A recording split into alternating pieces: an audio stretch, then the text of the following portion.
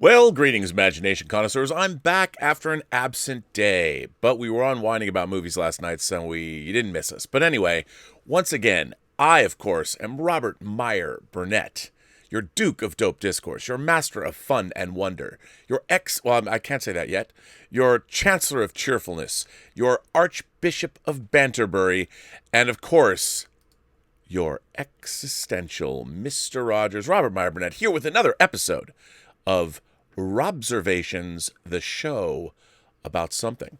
This is, of course, Robservations episode number 395, and I am Robcasting at you, you imagination connoisseurs, you members of this, the Post-Geek Singularity community, Robcasting from the Robservatory on a Sunday. All right.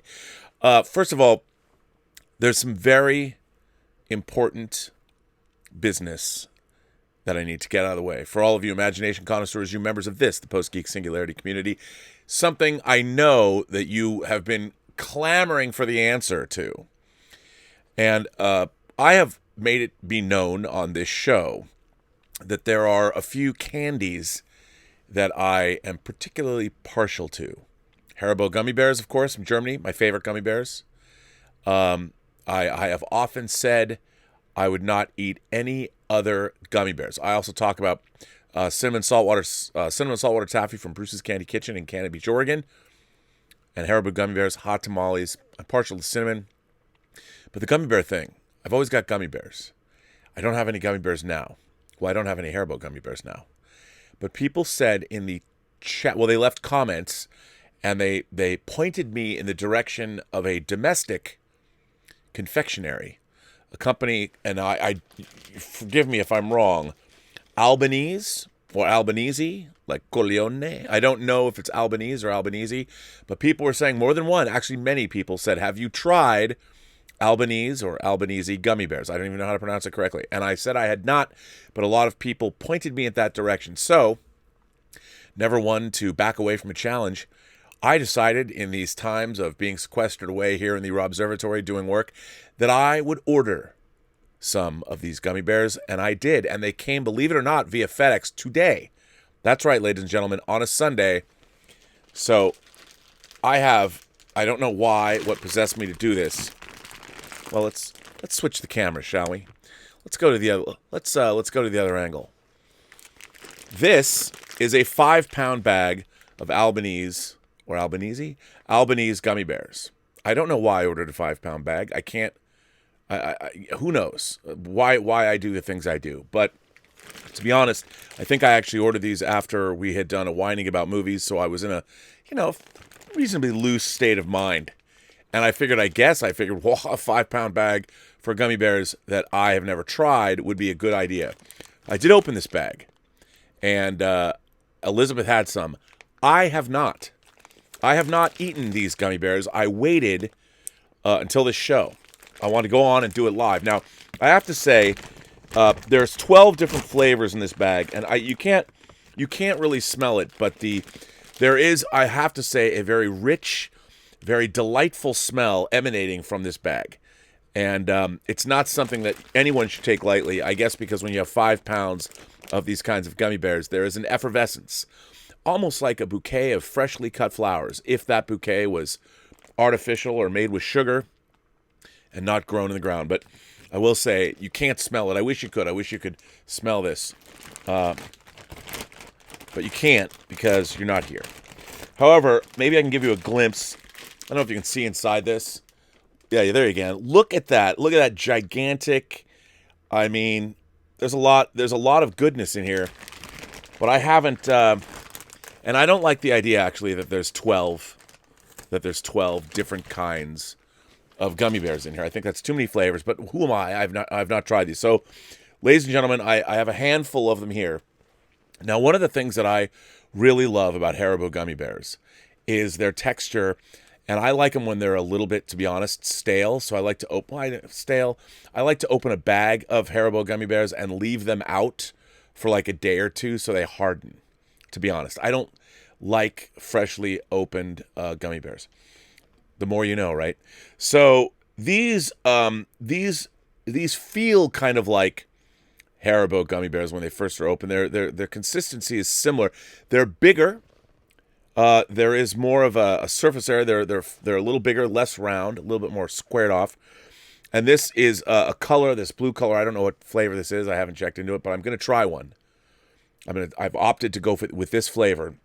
I mean, everyone goes for red or something. I didn't even get one of the red ones. I got orange and yellow and a grape one, it looks like.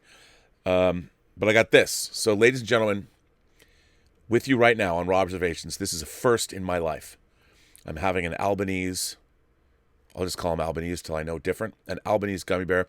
It says right on the bag. It says world's best. Around here, we refer to it as WB. It stands for what we believe. We believe you deserve the world's best gummies using the world's best ingredients made by the world's best people. It's just that simple. Open a bag and share in our passion. And let me just say, they have not paid me to do this. I spent money. It cost me like $20 for this bag. So here we go, ladies and gentlemen. I like the consistency. It's good. Flavor's quite good. Not too sweet. I thought it was going to be too sweet. Doesn't feel too sweet. There isn't a flavor like this. Tastes, maybe it's watermelon or something, but not like this in Haribo. Wow. I've got another one. Well, I'm not going to sit here and do a taste test the entire time, but my initial thoughts on these Albanese gummy bears, favorable. I have to say they are favorable. I'm enjoying them. I'm very curious to hear or to feel or to taste. Quite good. Different. Again, has a Jolly Rancher twang to it. I'm a huge Jolly Rancher fan. I love Jolly Rancher hard candies. Not all of them. Like, not a fan of Prince. I don't like peach Jolly Ranchers. I'm not particularly fond of grape either, but other Jolly Ranchers. I love apple, love cherry, love cinnamon fire stick. Come on. Just so you know. But well, apparently I'm going to be glad that I have a 5-pound bag. Now, I'll tell you something that was interesting though. So Gilbert and Tallulah are fiends for gummy bears. They love gummy bears. Now, I only ever give them, somebody complain, like, you give your dogs gummy bears. Look, if they come in here, if they're in here, they get one each. That's it. Occasionally. And they can't be good for dogs. But, as an experiment, I did offer a gummy bear, one of these Albanese gummy bears, to Gilbert and to Tallulah. Tallulah ate hers. Gilbert sniffed it, didn't want it. And then he finally came back, and I gave it to him, and he took it in his mouth. He immediately dropped it out of his mouth, and Tallulah ate his. So I don't know what that says. All I know is that Gilbert is, like me, a staunch Haribo gummy bear supporter. That's all he will eat, apparently. So another reason why Gilbert's the greatest dog in the world. Let's get to the show now. You know, even I am not immune to crazy stuff during quarantine. As you might know, the 400th episode of the show is coming up, and I've already done I've completed 2 interviews for that show from very interesting people that I know. Very excited to share these interviews with you. I'm trying to line up a few more. Maybe I'll have 4 or 5 interviews to share on the 400th show. I'm going to go for at least 400 minutes, but these interviews are quite epic, and I'll see what they wind up being. And by the way, the interviews, so far I'll have cut down interviews. Not the entire interview itself, but I'll debut the interviews on the show, but then I will release the interviews as separate pieces on the Burnettwork after the 400th show has aired. So there you go. I was looking for something to talk about today because I have a lot of letters from all of you. Thank you very much for sending them in. And of course, I saw on the Hollywood Reporter, which is going through amazing, tumultuous times. Who knows how long the Hollywood Reporter will actually last? And I've been dipping into the Hollywood Reporter for articles. And they had an interesting article that I thought, well, that's kind of off the wall. And as we're all binging, we're going back and binging things. And people have asked me about Star Trek, which order should they binge in? What shows should they start with or end with? And I'm always saying the original series. But Heat Vision, the Heat Vision column in the Hollywood Reporter, did an article about a specific Voyager episode, and I figured, it must be a 7 of 9 episode. It must hark back to Picard or something. It has some kind of relevance to something that's going on, I was surprised. I was sucked in by the headline and read this article, and I thought I would share it with you because, well, not every article or not every episode of Star Trek has to be some significant world-changing, best of both worlds thing to, you know what, I got to, once again, my glasses. I don't understand how maybe it's because I leave them on my neck. They're bouncing off my chest. And maybe they're just because they're cheap plastic, like that guy with the long hair and the beard. These cheap plastic sunglasses, you know, you don't, the painter sunglasses or whatever. I want to get some of those. But anyway, I don't know what that means. But here we go. There's an article in the Hollywood Reporter from the Heat Vision section on April 17th by Phil Perello, The Forgotten Star Trek Voyager Episode Worth Revisiting. I'm like, really? Has it been forgotten? I mean, is there any Star Trek Voyager episode worth revisiting? I'm just kidding. There are. And as many people have told me, and I actually read myself a couple of years ago, I think it was a couple of years ago, it turns out that Voyager was the most binged of all the Star Trek shows on Netflix. And I have to say, Voyager is probably the Star Trek show that I know the least. And I even stopped watching it in the latter season. Not necessarily. It got better. I know when 7 of 9 was there, but I would dip in and it was too inconsistent. I'd watch it one week to the next. But then there are some pretty great episodes of Voyager, and people like John Ottman, the composer and editor, who's a friend of mine. He's like a huge fan of Voyager. And then, of course, Brian Fuller also told me that I should jump back in and take a look at some of these episodes, which I'd been doing over the last couple of years. But this episode was an episode that I was kind of found interesting, but I'll read this article. And this is, I thought it was strange that they decided to just showcase this sort of out of the blue. The underrated and inventive Season 6 hour Live Fast and Prosper turns 20 this week. So it turns 20. So there you go. That's why they did it. While Star Trek Voyager often gets criticized for its episodes feeling like they could easily have been done on Star Trek The Next Generation, which I agree with, there's one episode only Voyager could have pulled off. Live Fast and Prosper. Writer Robin Berger's underrated and inventive Season 6 episode, which celebrates its 20th anniversary this week, is The Sting by way of Ocean's 11 in space. I mean, that's a hard act to follow. Both of those are. As 3 alien con artists pose as Voyager crew members, Captain Janeway, Tuvok, and Chakotay. The imposters trick unsuspecting alien races in the Delta Quadrant, where the Federation and Starfleet don't exist, to pay for membership into their fake Federation before jetting off with the loot and leaving false promises in their wake. The real Janeway, Kate Mulgrew, and crew struggle to stop them when the captain discovers who to blame for the crooks getting the idea for their latest con, her own officers. On a recent mission, Lieutenant Tom Paris, Robert Duncan McNeil, and Neelix were inadvertently duped by the con artists in a way that gave the thieves access to the Voyager files aboard the Delta Flyer shuttle. The real Voyager gets into a near-disaster phaser fight with one of the many duped alien races before Janeway is forced to stop these con artists by employing a shell game-esque scheme that would make Danny Ocean envious. Like the great con artist movies to which Live Fast owes its storyline, the episode's plot structure clicks into place like safe tumblers, thanks in large part to LeVar Burton's effortless direction. The hour is pure polish, a slick and entertaining use of a muscle set that Trek and Voyager rarely flexed, given the then rigid narrative parameters the franchise historically confined itself to. The execution is less outside the box and more finding a creative and engaging way to play within those confines, delivering what fans expect in new and fun ways they didn't see coming. And a large part of the episode's success comes via the little details Berger clearly had fun scripting. For example, the con artists' lo-fi cosplay uniforms, complete with oversized comm badges and rank pips.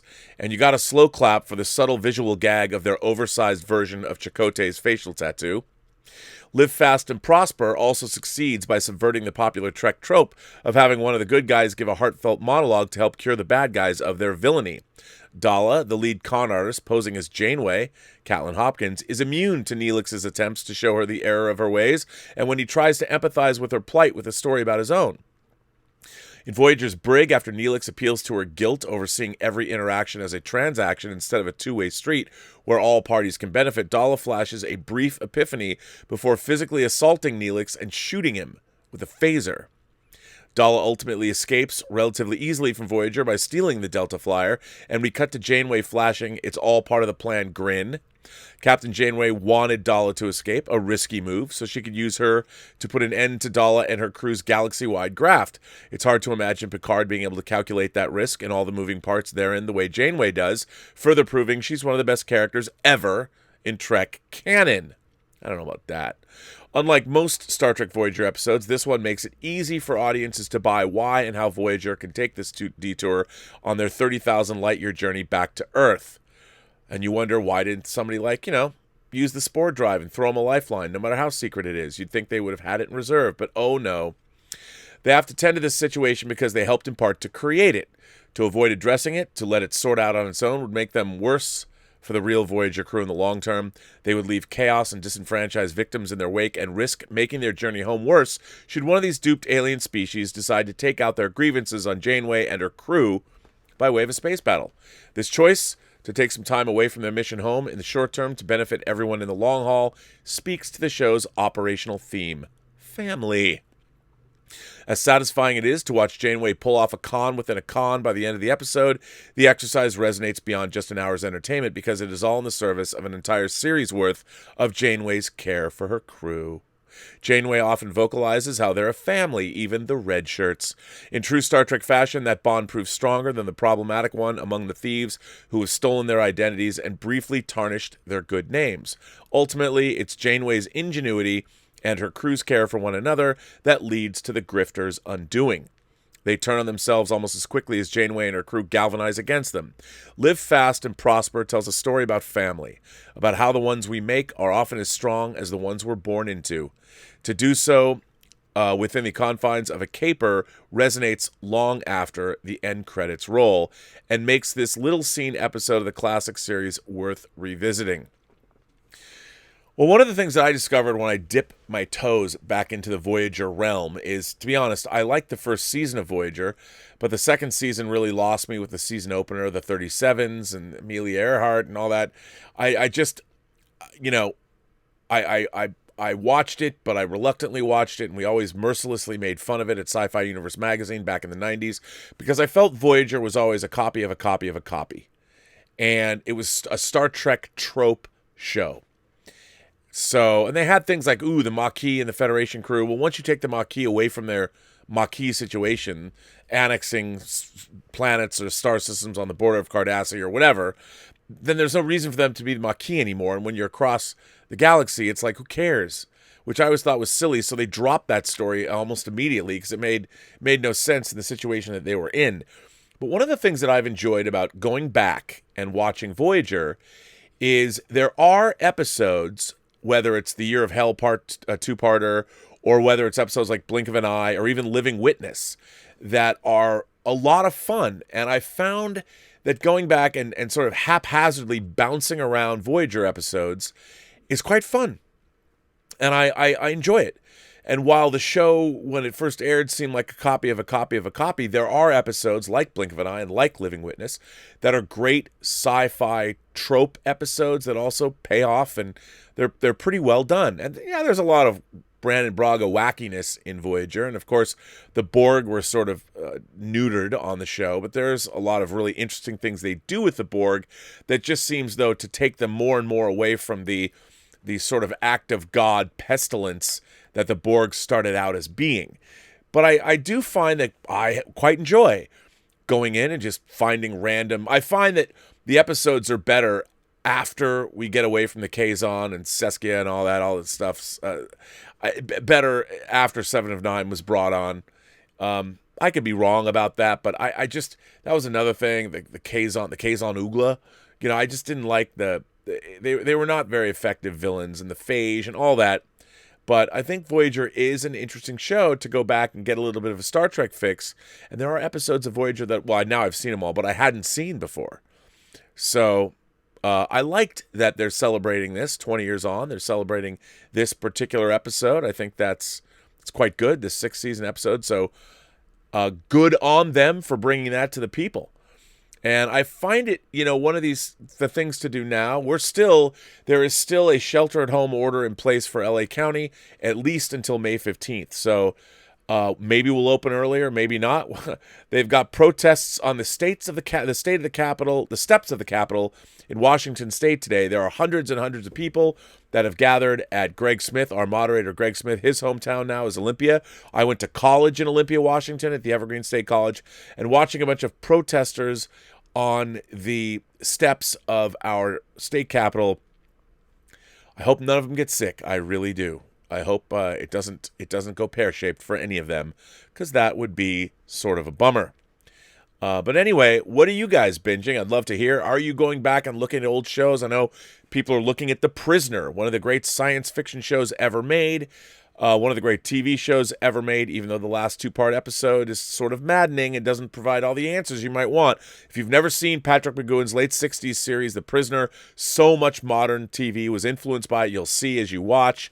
I find it very fun that we can go back and binge whatever. So it's great. What are you guys watching? Are you delving into Star Trek? Are you going back in and looking at Star Trek? Because, why not? Also, I want to get another thing out of the way for whining about movies. We are doing Viewer's Choice for the next, 2 weeks.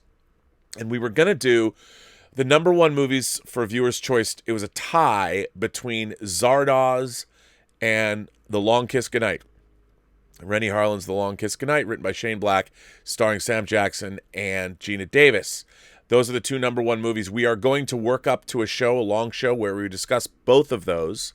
And I will tell you why The Long Kiss Goodnight would not probably be a movie that I would have included in whining about movies had it not been picked. But Zardoz, in fact, would have been a movie that I would have picked. So check out with the Richard. Check in with him, actually, not check out. Check in with the Richard on the Whining About Movies Facebook page and the Post-Geek Singularity Facebook page, and tell him we're not going to do it tonight. One, I need to give my liver a rest after the wine we had last night, but I still have some work that I need to accomplish before Monday morning.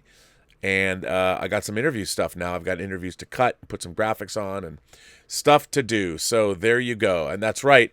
The number one viewer's choice, as picked by you viewers on the poll that the Richard put out, was The Long Kiss Goodnight and Zardoz. So there you go. That alone shows you how damn entertaining it is to do this whining about movies show. It's also a good time to mention that next weekend I will be appearing. I will be moderating discussions for the mainframe Comic-Con next weekend, April 25th and 26th. They have announced their schedule, but they didn't have me down yet as one of the people as hosting. There's a lot of to-be-announced hosts. There's a few I'd like to do that I know more about than others, so maybe they'll put me on that. I will keep you informed as the week develops. But it's very cool that they're doing a live online Comic-Con, and I was happy to be asked. First of all, I was very flattered I was asked, but I'm happy to participate. So look out for that next weekend. I've got some chats, and some of these chats I did not read on Whining About Movies because they were obviously chats for Robservations. So I figured I'd just jump right into them. Calvin Bose sends in a tip and says, why in musicals don't they use the music that is in the movie for the soundtrack? For the soundtrack you buy, I know when they sing it's pre-recorded, so why not let that be the songs on the album? Why record them again? Well, I don't know. I used to as far as I know, if you watch a musical movie, what you're getting are the same tracks that were in the film.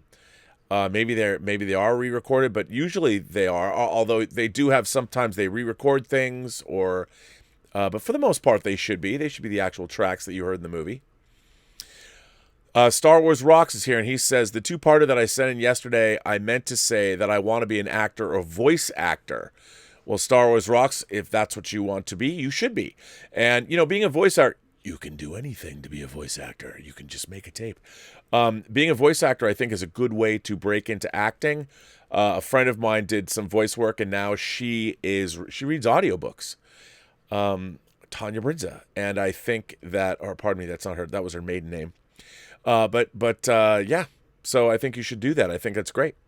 And doing voice acting and wanting to do acting is a great way to sort of diversify, broaden out your skill set.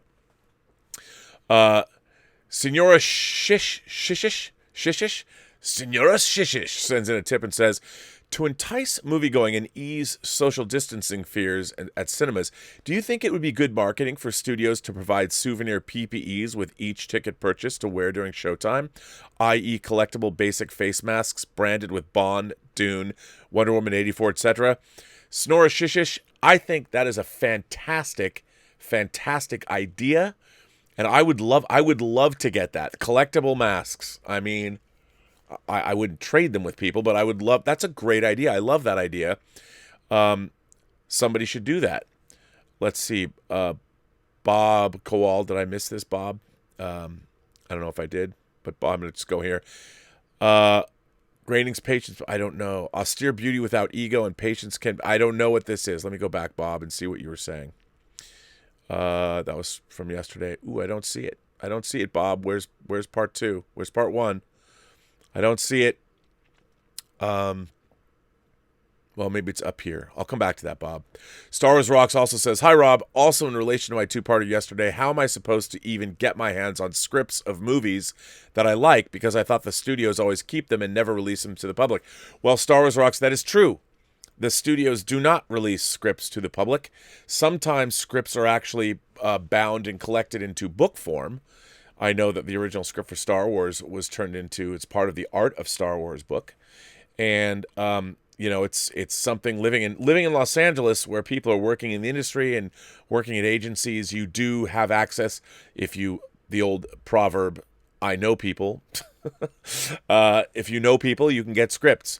So you're not really supposed to get scripts because, the reason people don't like to necessarily release scripts willy-nilly is that they only represent the blueprint of a movie. They don't represent the finished film, and sometimes things get changed. And so, it would be like, I guess there's people that might collect blueprints to a building, but really you want the finished building.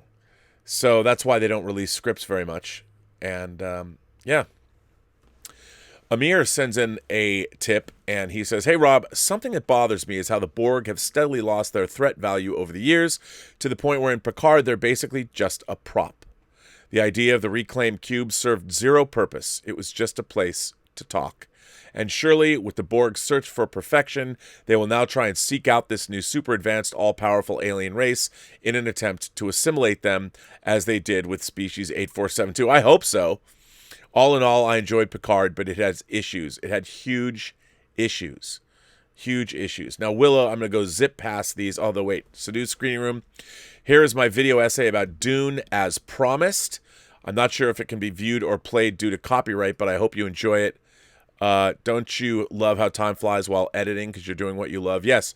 I find that my perception, Sadu, my perception of time actually does change when I'm editing.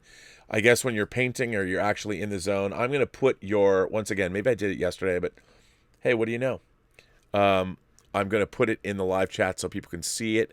I have not watched this and I can't play it on the show, but I'm going to do that anyway. Yes, when I edit, I find that there are times when you're in the zone cutting something, and literally here's Seduced Dune video. Maybe I put it in there yesterday. But I'm gonna zip ahead through these Liza views from last night. There was a lot of things last night, and I'm gonna go back.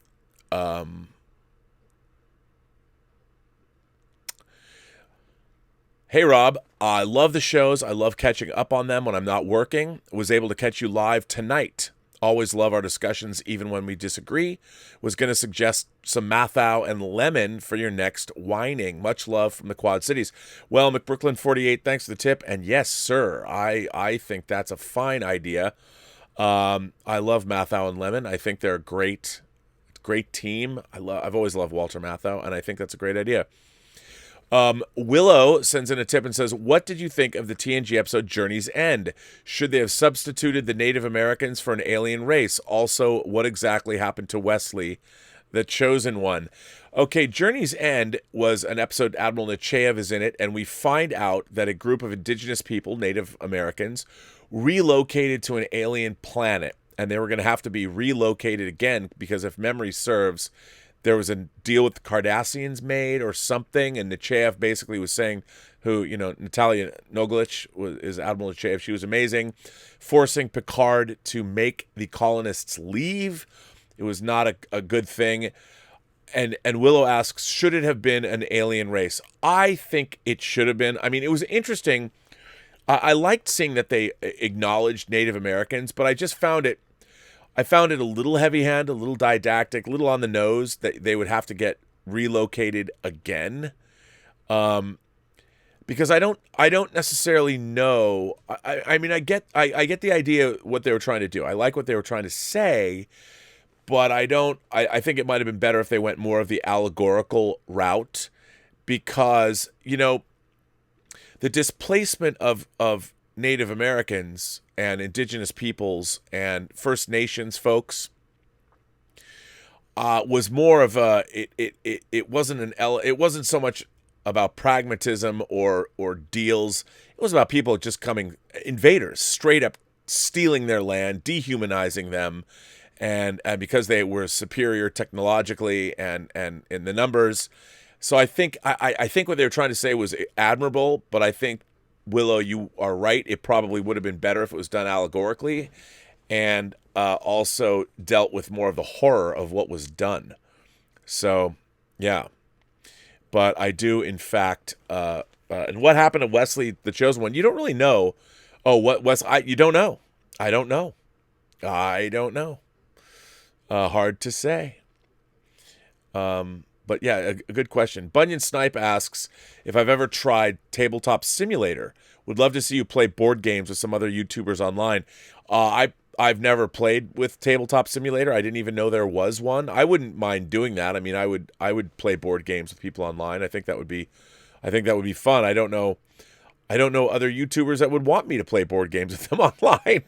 I suppose I could reach out I'm open to anybody if they want to.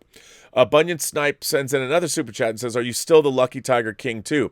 Well, Lucky Tiger did end their sponsorship of the channel, which I always knew they were going to do. It was more of an experiment, and I don't think Lucky Tiger really got behind their own online presence, which is kind of a bummer. I tried, but they were a great partner for a year. I am greatly indebted to them for what they did, and I love their product.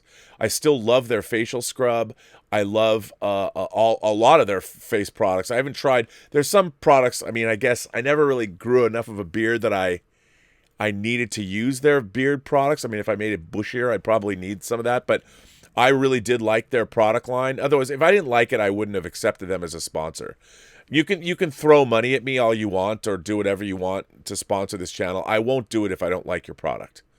I won't. No matter, you can back up. Well, I guess maybe every man has a price, don't we? And if you're going to back up truckloads of cash to my door, I'll take that. But not unless I like your product, I'm not going to go talk about it every day. I won't do that.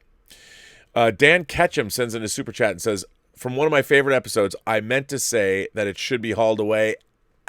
I meant to say she should be hauled away as garbage. That was from the episode The Trouble with Tribbles, ladies and gentlemen. Loved the DS9 version too. You know what, Dan?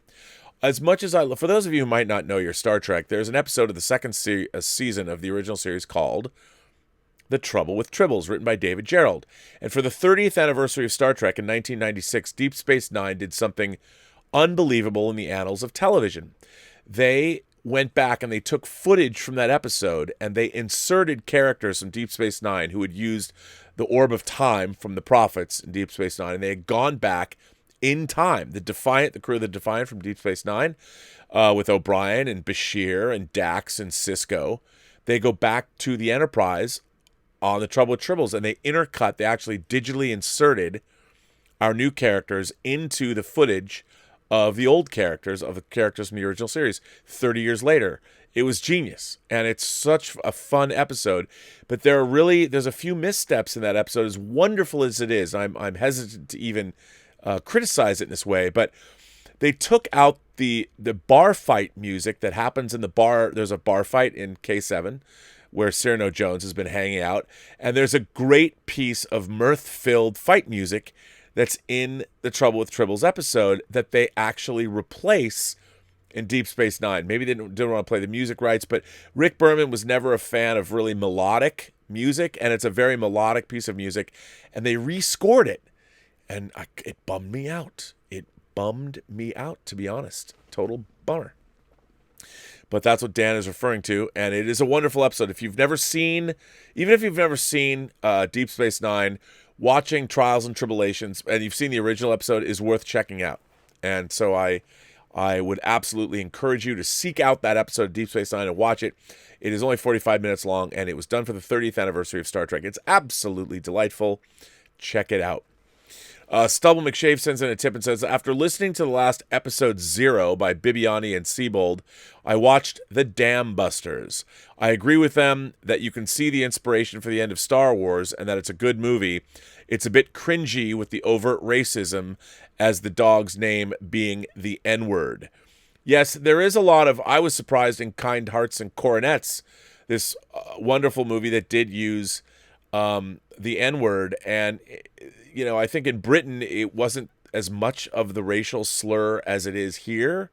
Although I don't know in what context, especially when you're looking at movies post World War II. Kind Hearts and Coronets is from 1949. I don't know the history of the N-word in Britain. Obviously, they got rid of slavery far before we did, so I'm not sure how that all works. It's very interesting. Lorenzo Princi, who I did a very fascinating, fun interview with the other day. Hey, Rob, I love that you've been reading some of Phil's articles lately.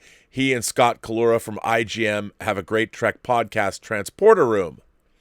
3, I've noticed more love for Voyager. I've noticed more love for Voyager and Enterprise as Trekkies look to revisit the era.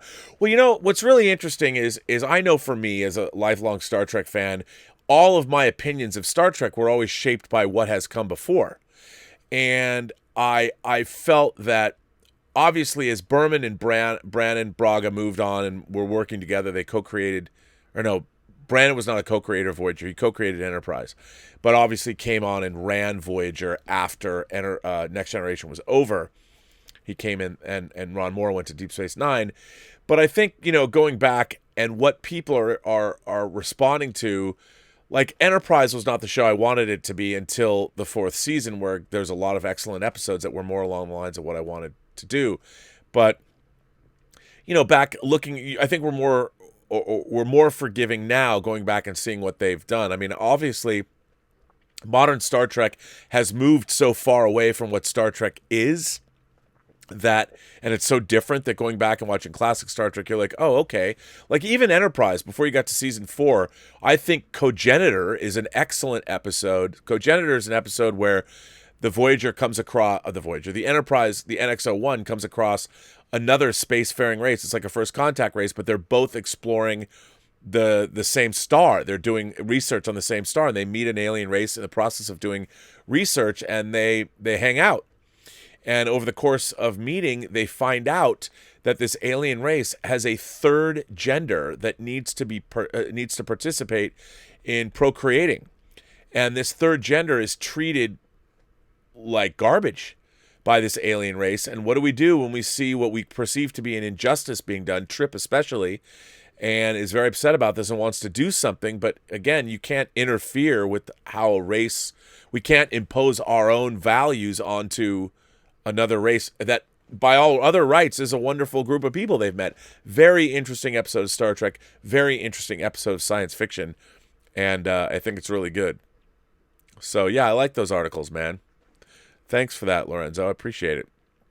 Mark C. sends in a super chat and says, if you haven't shown your lady Brotherhood of the Wolf, you are denying her a great time. That's just abusive. Well, we have a lot of movies to get through, but I do love Brotherhood of the Wolf. I've got that great 3-disc DVD set. Anyway, Anthony Gonzalez sends in a tip and says, sent you this as a super chat months ago, but I'll try again here. I remember your interview on the Trekkies 2 special features. You spoke about how Trek fans should give back. I think you were referring to charities. Can you speak on that? Well, for those of you who don't know, there was a Star Trek documentary that came out called Trekkies, where the world was introduced to Gabe Kerner. Well, they made a sequel, Trekkies 2 that Roger Nygaard also made, and I was in it. And at the time I was married, and my ex-wife and I are all over the special features of that disc, and I'm in the movie. So that is what Anthony is referring to. Now, when I was saying give back, one of the things that I would talk to Mark Altman about when we were making Free Enterprise is I said that as Star Trek fans, I felt an obligation to my fellow fans to either make something new, create something new, or do something in the way of giving back to our society. I usually mean it by doing work of your own, that you should use your love of Star Trek and have it inspire you to do work of your own. Now, not everyone's going to go into the entertainment business. Some people want to go into public service, or some people want to go into the sciences, or all of those things. I really meant giving back somehow, but charitable donations are something. But I also think it's through works. You know, you change the world through the work that you do. And money is great. All these charities need money. People need money. So absolutely, the money issue is a good thing. But I definitely mean that it could be a number of different ways to give back, Anthony. Good question, by the way. Sorry if I missed that super chat. I always try and go back and look at them. Skillfully Incompetent sends in a tip and says, top 13 Next Generation episodes. Best of Both Worlds. Chain of Command. You put in Best of Both Worlds, both episodes. Chain of Command, both episodes. Frame of Mind. All Good Things. Deja Q. Yesterday's Enterprise. Measure of a Man. Tapestry. Drumhead. Clues. Conundrum. And The Defector. No Inner Light. Very interesting. That's a great list. Chain of Command is my favorite two-parter, even more than Best of Both Worlds. I, of course, love All Good Things as well. That was actually in syndication, split into 2 episodes. Tapestry is great. Yesterday's Enterprise is great. Measure of Man's great. Drumhead's great. Clues, that's a good one. Clues and Conundrum. Both episodes you don't normally see show up on these lists. And, of course, The Defector. I'm glad more people are down on The Defector tip, because I love The Defector. It's a great episode from the 3rd season. It's one of my favorite Romulan episodes in general. Boy, I really wish that there was a Romulan character in Picard that was as good as Jarok was. What a great, beautifully acted, beautifully written, great character. Calvin Bose sends in a tip and says, when I said there are differences, see the movie Tommy and listen to the soundtrack. The overture is shorter. Oliver Reed sings the songs differently. Also compare Rocky Horror, obviously recorded different times, sung all differently. Oh, that's interesting. I didn't know that. But that makes sense. I mean, I understand, obviously, maybe for whatever reason, the soundtracks are different, but those are also based on stage shows, and there's more rock operas, like in the case of The Who. Interesting. I didn't know that. I don't know why it's different. That's sort of strange. Calvin also sends, you just did a review of Cabaret and Sound of Music. Listen to their soundtracks. The song performances are different. Can you find out why they do this instead of giving us the exact same songs in the movie? Well, you know what? I mean, it could have something to do with how they're mixed. Like for instance, there are, in terms of Cabaret, they need to make the songs sound like they're being performed live, so maybe they are a little different than the records. I mean, that's all I can imagine. It is different. Maybe they sound different because you're listening to the actual recordings, and in the film you might hear ambience, or you might hear other sound effects or things. I don't know. That's interesting, though. I don't know. Oh, Bob sends in a tip, 1 of 2, paraphrase, recommending Philip Groening's The Great Silence. Into the Great Silence, immersing into 6 months of life of monks in the French Alps. Took 16 years to get permission to film, 2.5 years to edit, no dialogue, vows of silence, no music. And I know you went on.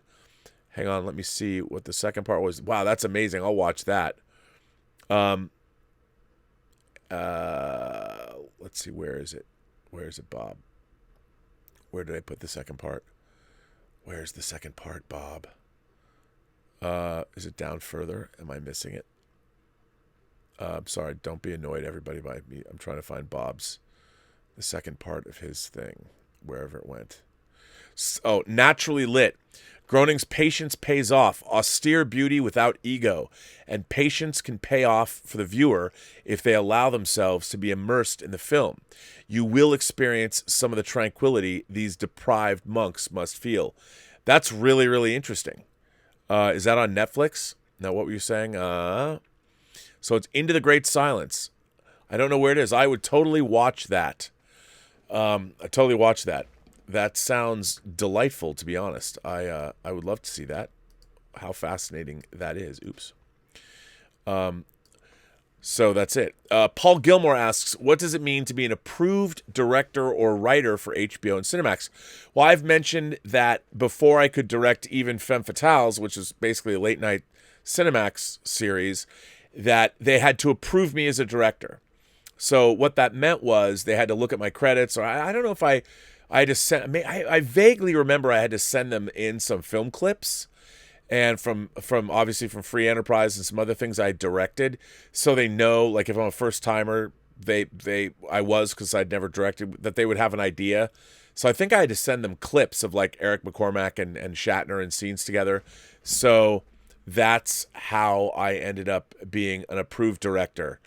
And now I've got a track record with them. I did 5 episodes, and they like them, so that's good there. Ulrich Cole sends in a tip and says, Next Generation, Darmok, his arms open. Enough said. Yeah, people talk about Darmok. I think actually Darmok is a better episode in theory than it is in execution. I think it's really great. I think Paul Winfield is great as Captain Dathon, but I think the episode is a little less exciting than it could have been, if that makes any sense. But it is a good episode, and the idea of a culture that their language is metaphoric I love that. I think it's great. Anthony Corrales sends in a super chat and says, my personal favorite episode of Trek outside of your typical top 10 lists: I, Borg and Lower Decks for TNG, DS9 Soldiers of the Empire, and Voyager Living Witness. When we were working on the Star Trek Experience and we were shooting the ride film, on the bridge of a Klingon bird of prey, and we filmed after the same day when Soldiers of the Empire wrapped that LeVar Burton was directing. Then we moved in and filmed our Klingon captain on those sets right after Soldiers of the Empire was filmed. And on that day, the Klingons were singing, and it was great. It was actually great to be on the set of Deep Space Nine watching Soldiers of the Empire. I've got, as far as Deep Space Nine is concerned, I really like in Purgatory's Shadow and By Inferno's Light. No one ever really talks about those. Another great Star Trek two-parter that was really mind-blowing at the time. Topher Rocks sends in a super chat and says, would you be interested in an origin or flashback in a new James Bond film? I would love to meet some of the badasses that trained him. Richard Madden could pull off a younger and modern present-day Bond. I'm a fan of the Richard Madden idea of playing Bond. I really liked Bodyguard a lot. If you guys haven't seen Bodyguard, it's only 6 episodes. Watch it. It's a great spy thriller. Really, really enjoyed it. Very surprising. That could be interesting. How did Bond become Bond? But of course, he was a naval officer, so his training really came in the Navy. But according to the books, and Casino Royale kind of did that flashback structure a little bit. You saw him earn his stripes, as it were, earn his 00 status. I don't know. I think it would be interesting that now, if you went back and you weren't doing, say, if you weren't doing a Bond, I guess you could show how Bond was forged, but I'm like, does it matter? I mean, it could be as a flashback scene, it could be cool. I just want to see Bond go off on a mission, where there's an evil bad guy. I'm hoping that No Time to Die is going to have a mission Bond thing. I know he's already retired, but I want to see an objective and Bond go after that objective and unpeel the layers of the onion and find out how deep things go. Yeah, man, that's what I want. That's what I want. Mark C sends in a super chat and says, apologies, didn't really mean not showing her the film was abusive. I know. Bad attempt at humor. They didn't play as it got read. Should have known better. No. I know. I got it. But Brotherhood of the Wolf is such a cool movie. And I do love, I think it's a Canadian, the disc I have is Canadian, that 3-disc set. I do not have a Blu-ray of Brotherhood of the Wolf. I don't have a Blu-ray of Brotherhood of the Wolf. So I'm going to jump into letters, people. I have so many letters. So yeah.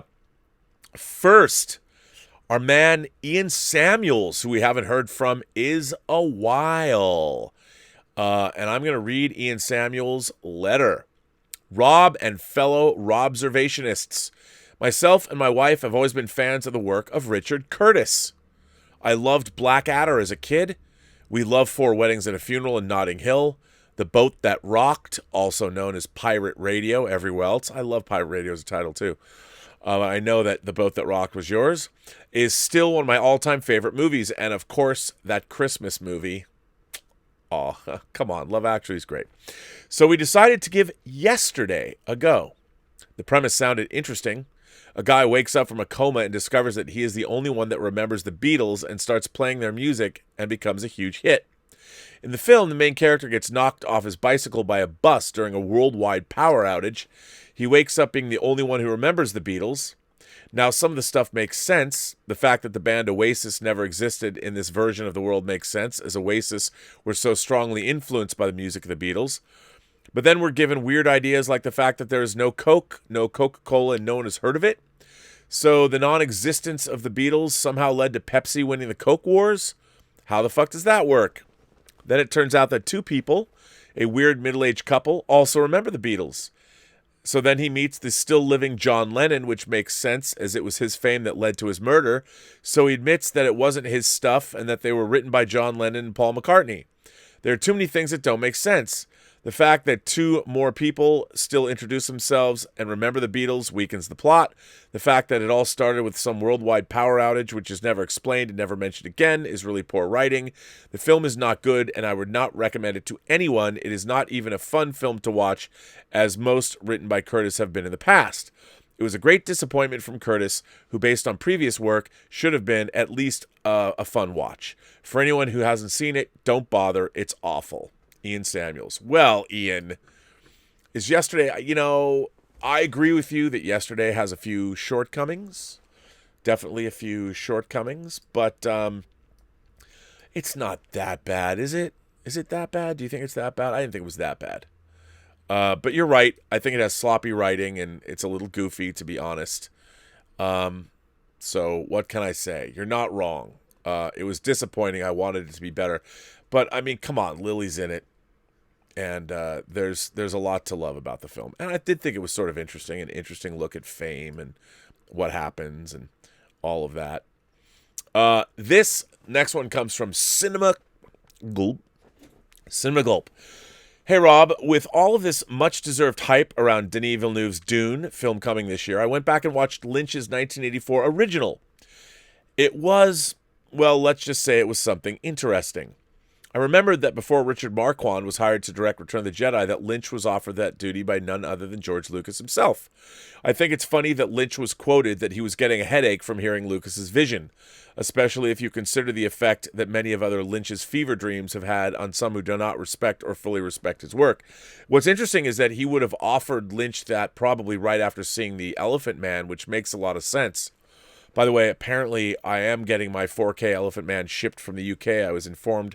We'll see if it gets here, but I don't have to stress out about that as much anymore, and I feel good. These are certainly first world white people or first world film fanatic problems that I guess a middle-aged white dude shouldn't be bitching about, but it's things I'm thinking about anyway. Now, I'm a huge Lynch fan, with Mulholland Drive and Blue Velvet being my favorites of the auteur's work, with some truly deep love for the straight story as well, which, by the way, is apparently... It's streaming on Disney Plus, I think. I found it quite interesting that he has gone on record several times when talking about Return of the Jedi that he was never really very interested in science fiction.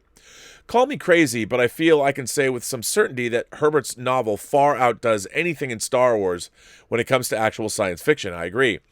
To me, it always felt like he just thought Lucas and Star Wars in general was perhaps too childish. At least that's how it seems, probably. I have absolutely nothing to back that up, by the way. One thing that was pretty clear, however, is that Lynch knew Lucas would be much too involved with production than he would have wanted him to be.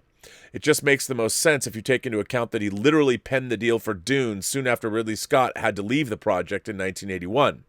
On a quick side note, it's interesting that Ridley Scott almost directed Dune but went on to do Blade Runner, with Villeneuve directing the sequel to Blade Runner and is now directing the new Dune. That's true. Anyway, I've heard you on several occasions describe your dislike for Return of the Jedi. I know that as a filmmaker and lover that you, like myself, have a deep-rooted affection and respect for perhaps not all, but most of Lynch's works. With Lynch not even being able to talk about the 84 film, other than to say that it's his biggest failure as a filmmaker, I wonder if he ever feels like he should have given Star Wars a chance. I've seen his interviews on many occasions, and he's not exactly someone who would feel regret about something like that.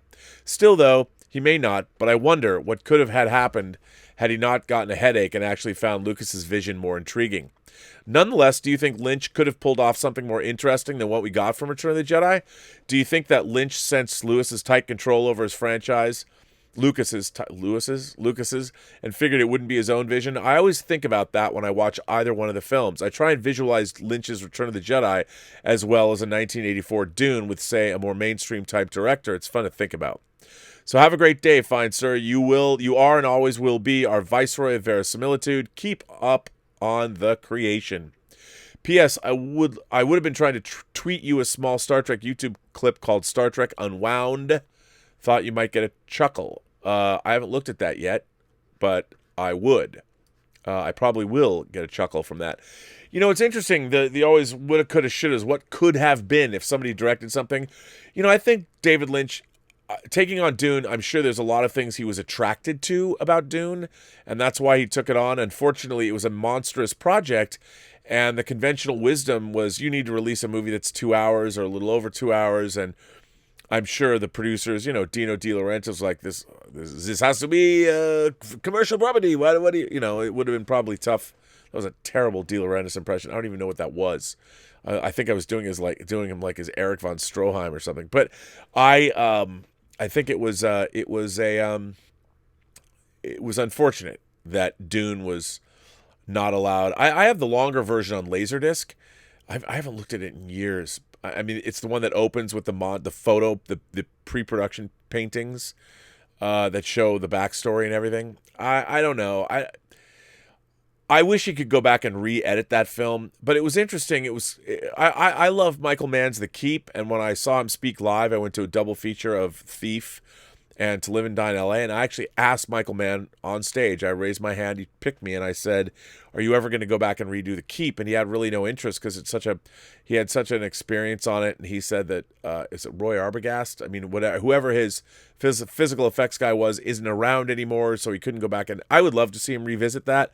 By the way, I'm still waiting to see the recut Black Hat that he did, because I don't hate Black Hat, but yeah, it'd be interesting to have him go back and do Dune. I wouldn't object to seeing that. I would absolutely watch it. So, yeah. Mason Dave Albright writes in and says, hey, Rob, once again, it's a father-son Canadian duo from Ottawa. At the time I'm typing this, it's roughly 8:35 p.m., so good evening. I've been watching your show, the John Campea Show, as well as your guest appearances on the Inglorious Trexperts podcast, and I have a couple of questions. First, have you ever visited Canada before? Next, who is your favorite celebrity encounter? What celebrity would you love to meet that you haven't yet? Lastly, are you interested in reading the new book Back from the Future by Brad Gilmore? I would love for you to read another one of my letters. Have a great day. May the force be with you and live long and prosper. Mason and Dave A. in Ottawa, Canada. Well, Mason and Dave A., I can answer that. I grew up in Seattle, so I actually did go to Canada a lot. I first drank when I was 18 in Canada. The first time I ever saw Show Scan was at the 1986 World's Fair. I saw U2 on the Joshua Tree Tour originally in Vancouver. We had nosebleed seats, and then, of course, we made our way down, and we jumped over onto the floor of the stadium. So it was a lot of fun. I love Canada.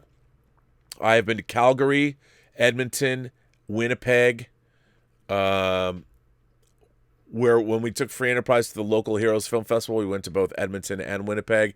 I went to Calgary, where I interviewed the entire cast of Star Trek. And the Next Generation, that you can see that interview on the Season 2 Blu-ray. I interviewed them. I'm the on-camera host, and we did that in Calgary. I love Canada.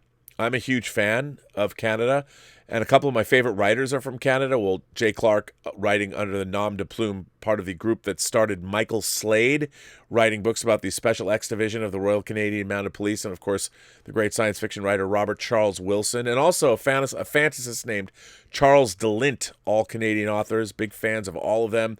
I love Canada, and any chance to go, I will take. So, yeah, and Calgary, that's some beautiful country up there, man, let me tell you. Good stuff. Omar94 is here and says, hi, Rob. Comics are coming back on sale, and it gave me this thought. The main problem with comics is that each issue costs $3.99 to $4.99 and has only 20-ish pages of story. I think if comics were to sell better, besides being good, it's to keep that same price, but make each issue trade paperback sized so the whole story arc gets told. You would have the whole story in one go every month rather than having to wait months or up to a year or even longer just to see how the story arc ends. When Herge wrote Tintin, he told the story in one book every time rather than split each story into several issues. Do you think that would improve comic sales?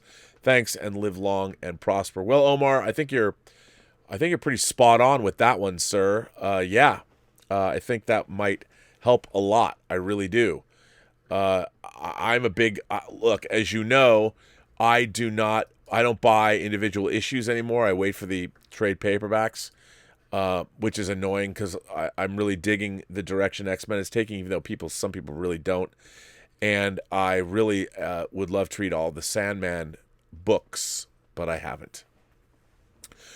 Christopher McCullough writes in. Christopher McCullough, I think I got it right that time. Mr. Burnett. I thought I'd write this in anticipation of your 400th episode. I can't say I've been an avid connoisseur, but thanks to life under quarantine, I find myself with an abundance of time, and I've become more than the casual spectator of your appearances on the web and panels for some time. I readily admit I'm not regularly looking around the internet for commentary on the film industry and the stewardship of nerd culture. When I am, it's usually in the run-up to and then the deconstruction of a Star Wars movie that looks to the community and help me be a better fan. Sadly, what I do find typically is fairly shallow or vitriolic, and a lot of this has to do with the middlemen of fandom. Ooh, that's interesting. The internet critics and commentators who make film criticism all about fan disposition and business truisms. As someone who's hungry for discussions of Star Wars in the wake of The Last Jedi, everyone talked around it. It wasn't about the movie, it was about the response to the movie and then the response to the response. This is why I appreciate your voice on the internet. I won't say you haven't had moments of pique where the treatment of something you hold dear makes you another angry voice on the internet, but those aren't what your show is for. It tries to be an open forum for discussions like the zines of yore, where query, navel gaze, rant, and even the occasional ramblings of a 2 a.m. Final Fantasy binge introduced letter are treated as the growing pains of greater understanding. Let me read that again. I don't think I got that right. I won't say you haven't had moments of pique when the treatment of something you hold dear makes you another angry voice on the internet, but those aren't what your show is for. It tries to be an open forum for discussion like the zines of yore, where query, navel gaze, rant, and even the occasional ramblings of 2 a.m. Final Fantasy binge induced letter are treated as the growing pains of greater understanding. I love that you said that. You know, I wasn't getting that at first. That's why I want to read it again. I love that you said that because, well, let me finish your letter. It's a sad reality of human nature that we fixate on conflict, and internet dilettantes able to make a career baiting people with buzzwords while obfuscating that they don't have much to say themselves are a dime a dozen. Thanks for making a place on the internet for mostly adult discussion. Christopher. Well, Christopher, what a great letter. I mean, I guess if there was a thesis statement for what I'm trying to do with this channel and reading your letters and all of that, it's I want this channel to be what my experience was going to sci-fi conventions growing up. Because as I said, I was a social kid. I had lots of friends. I had girlfriends. I did athletics, and yet my nerd side was something, I just didn't have friends to share it with. So I would indulge my nerdisms on my own. And my interests were very extreme. But I didn't. I mean, I thought to me, like, if you like, I was under the impression that when you're a kid and you like Star Trek, the idea is I wanted to be Captain Kirk, not necessarily be flying around on a spaceship like the Enterprise, a Constitution class heavy cruiser out into the Milky Way, but that would have been great. I knew that I would never be able to do that. But in my own life, I wanted to boldly go places. I wanted to go have adventures and meet people. The whole point of having adventures is not just to get involved in, I don't know, rescuing a princess from a faraway land. It's to meet people, and the adventures that we can have here on the planet Earth, they presuppose you're interested in people and that you have a rapport with them. You know, you can't go have adventures on your own. You have to have a destination and go be able to meet people. And I always thought that was the best thing in the world, and that's what I wanted. I didn't understand that there's a lot of people that discovered we call it, I guess, nerdy pursuits, science fiction, fantasy, and horror in all of its myriad forms. I thought to be a science fiction fan that also meant to go live your life and get out there and meet people. And I found out that wasn't necessarily true, that it sort of supplanted that thing because people weren't so able to do that. And they weren't made that way. They were not raised that way. They didn't develop personalities like that. They weren't necessarily outgoing. So they could look at these things as more of an escape valve. And I thought, you know, there was something to be said for, you could never be Captain Kirk and you're never going to have friends like Spock and McCoy. But you could still have friends like that who would go out on adventures with you where you meet people. And that's kind of what I thought a lot of this was about. And this online YouTube punditry is really only really developed over the last 10 years. Now, that's not to say, I've talked about how the first time I went on a bulletin board service in 1988, what was I doing in 88, which is 32 years ago on a BBS board? I was talking about Star Trek with the 20 people that could call in randomly, and all you'd see is glowing green text on a screen. So fan culture has always been arguing at the keyboard level and on the internet. So I agree with you, but my whole thing is I want to be able to, if you presuppose that everybody, like, what I don't understand is that a lot of the vitriol that you see on other channels, and I watch them, is like, if you dislike The Last Jedi, for instance, it's almost like, let's hate everything about modern Star Wars. Somebody from Facebook is sending me some kind of an audio, and I'm like, whoever that is doesn't even watch this show, so why should I answer anyway? But anyway, if you don't, unless it's somebody from the show, now they're probably going, answer, Rob, answer. I don't think so. But it was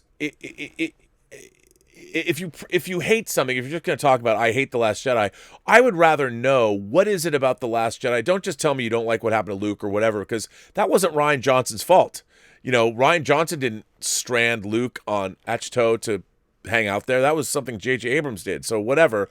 But I really appreciate you saying that, Christopher, because ultimately what we should be doing is discussing all of this. Like, so you didn't like Last Jedi. Okay, well, Last Jedi exists. So in the pantheon of Star Wars movies, how does it work as far as the culture is concerned? Is it part of what's going on now? You know, now everybody's like, I hate Rian Johnson, I don't like Last Jedi. I'm like, okay, but Last Jedi exists. So let's talk about it rather than whether you like it or not.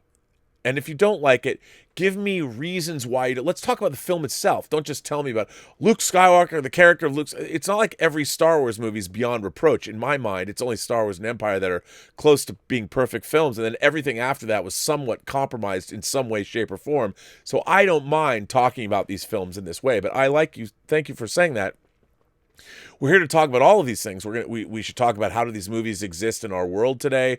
What do they mean? Because remember, if you're not part of this disappointment that Last Jedi was while you were going on, if you've got kids, if you grow up, you Last Jedi haters, and you have kids and you grow up and they come into Star Wars, they're going to feel differently about Last Jedi than you do, because they now will have all 9. They'll have the Skywalker saga existing, and they won't see it the way you do. And so what's really interesting is even movies will contextually change over time. So I think it's important to discuss movies, not just as far as movies go or TV shows go, but how does it work in the larger culture, and what do the stories mean to you, and how do they help us today? Like, what does it all mean together? So I appreciate you saying that. And my desire was to make this show somewhat feel like it's like to go to a science fiction convention. That's what I was looking to do.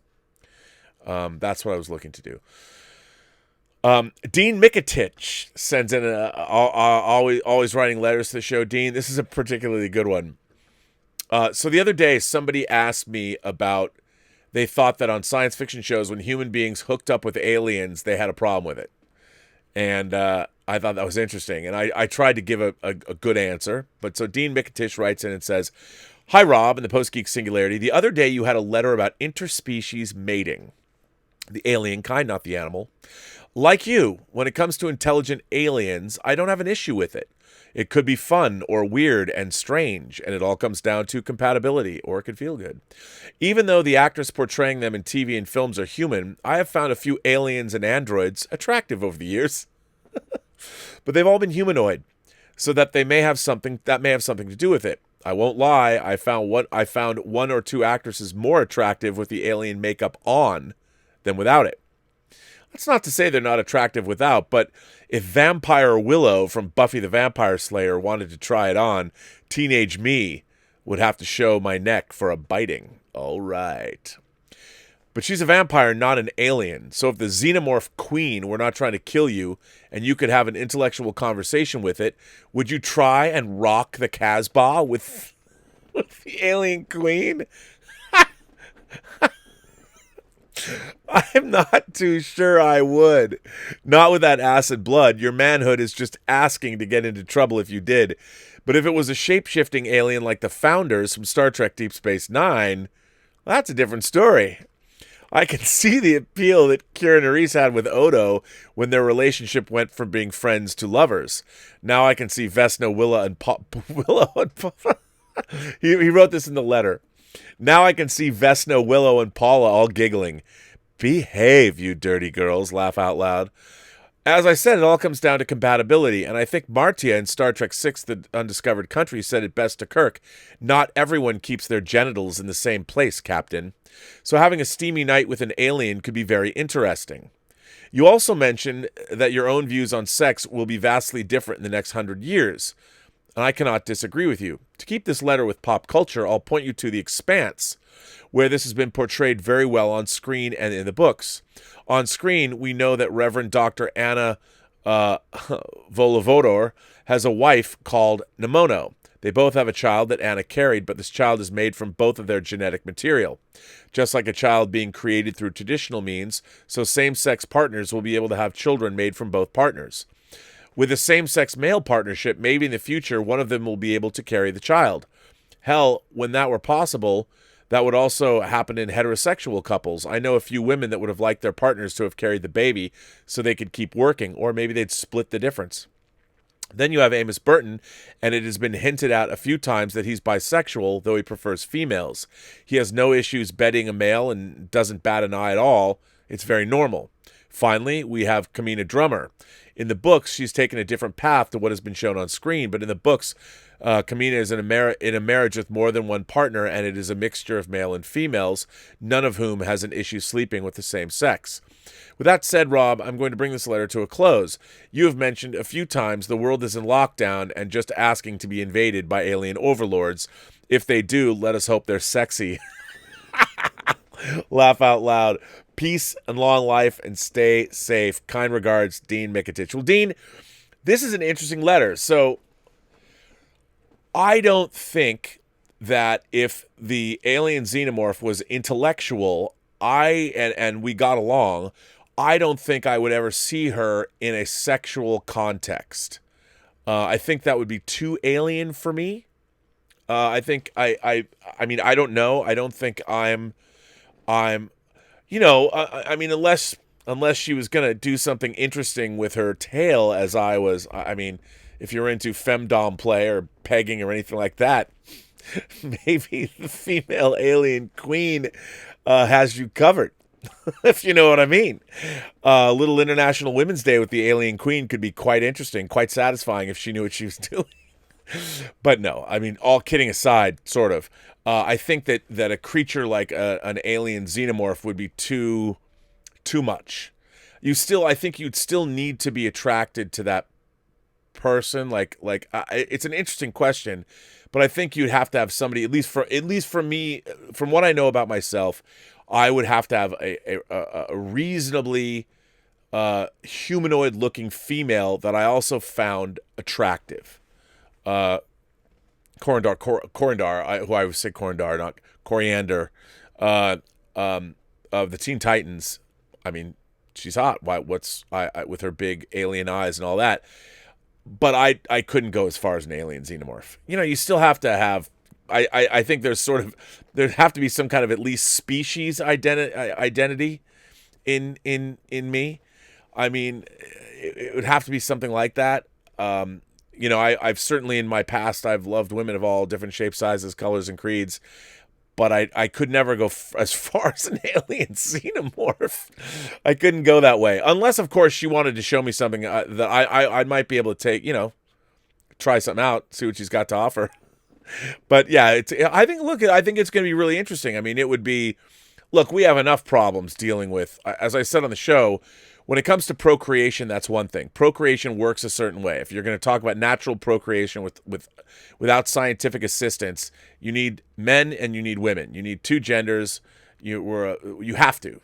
For whatever, it doesn't work otherwise. Through scientific methodology, maybe in the future, same-sex partners can use their genetic material and combine it and have a child that represents the two of them. And I think that'll probably happen. I think that's great.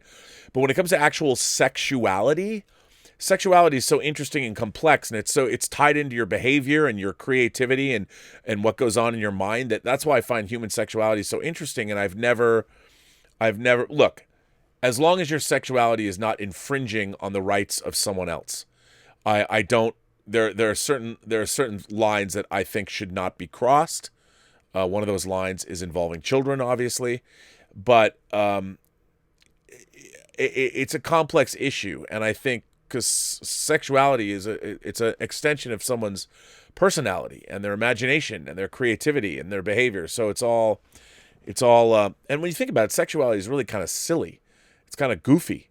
And if it's just the stuff we like to do, it's goofy, but because some of it is so wrapped up in our heads, that's why we get away with it. But it's an interesting question, but I could never go as far as an alien xenomorph. So I'm admitting to you one of my own sexual shortcomings.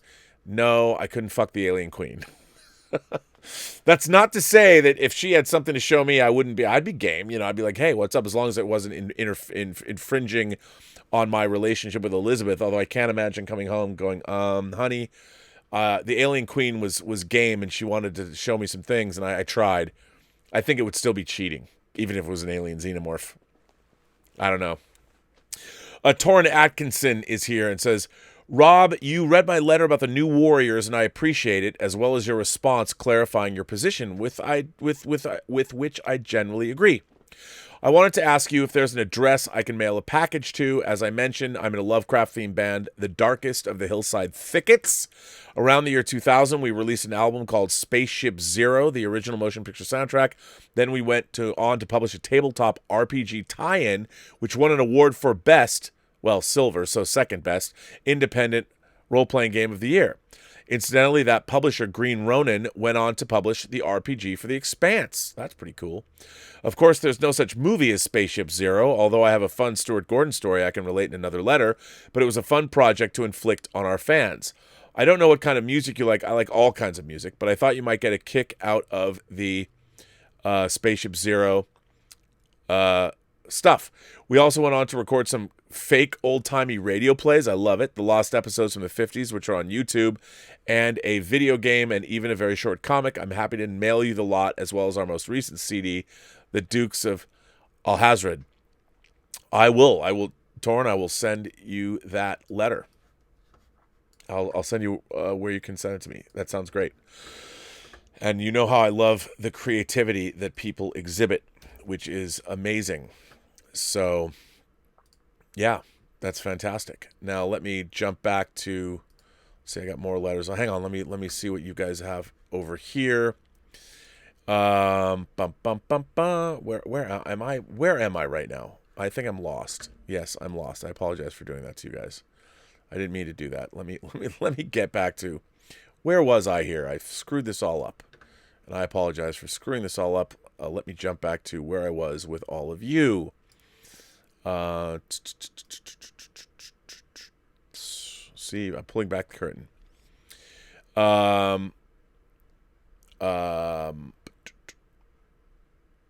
Stub McShave says, the 3 antagonistic races in Deep Space Nine are all the best villains. Look, the Cardassians, the Dominion are great. The Vorta, the Jem'Hadar, I love it. Bob Quall says that Into the Great Silence is free, as are many films on the Canopy streaming. You just need a public library card, or with a Mubi free trial on Amazon. Oh, I'll check that out then. I want to see Into the Great Silence. That sounds great.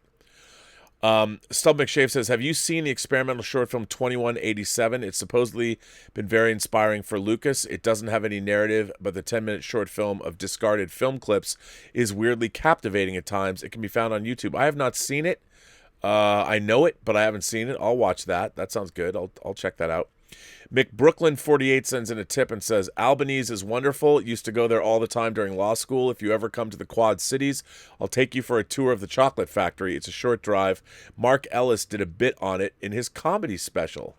Yeah, well, let's try their... Oh, look, here's another one. They're sitting here. You know? Okay.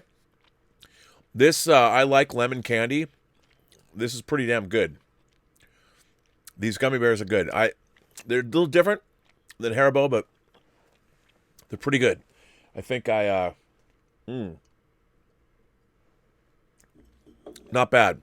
I really like this lemon. It's good. All right, McBrooklyn, I'll have to take you up on that. Calvin sends in a tip and says, as we are in quarantine, I'm beginning to quest to watch every Best Picture Oscar winner in order. I watched All Quiet on the Western Front and seeing Grand Hotel Tonight. What Best Picture have you not seen? You know what? There's a few. Let's see. Best Picture winners. Oh wait, I just said best winners. Let's go through these and see. There's a few I have not seen.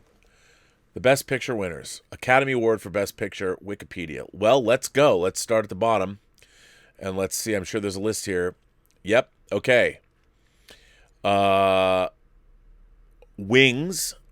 I've seen Wings. That was 1927-28, Wings. 28-29's Broadway Melody. I've seen that.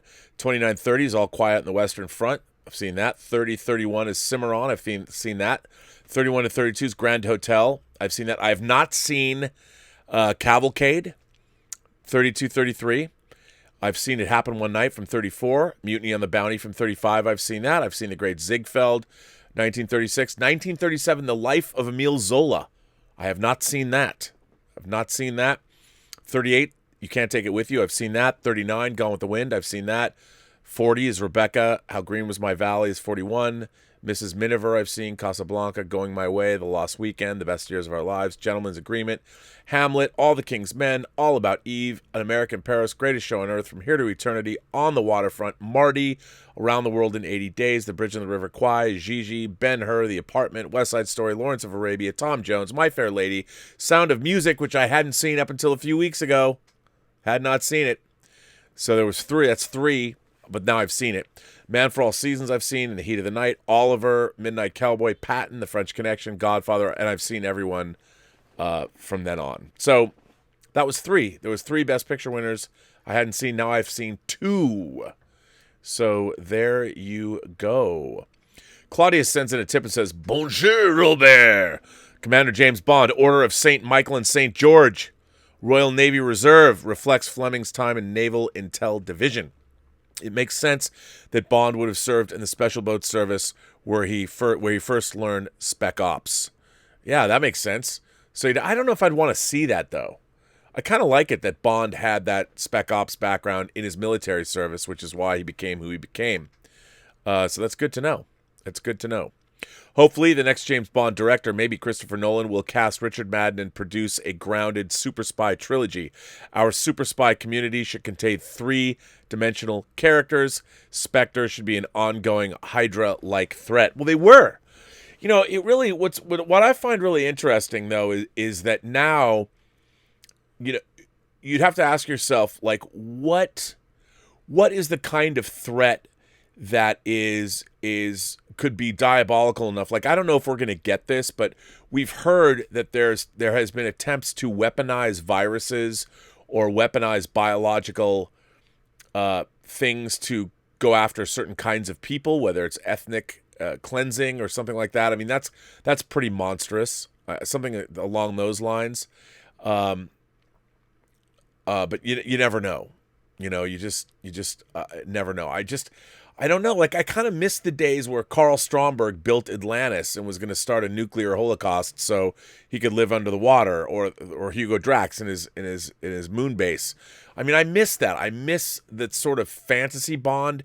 It's been so grounded. Like, part of the reason I didn't like Spectre very much is, okay, they're trying to take over this intelligence gathering apparatus, but it looked like they already had those things. Like, Spectre already had the ultimate intelligence gathering apparatus, and that's what they were doing, but they weren't beyond that. Well, what are you going to do with your information?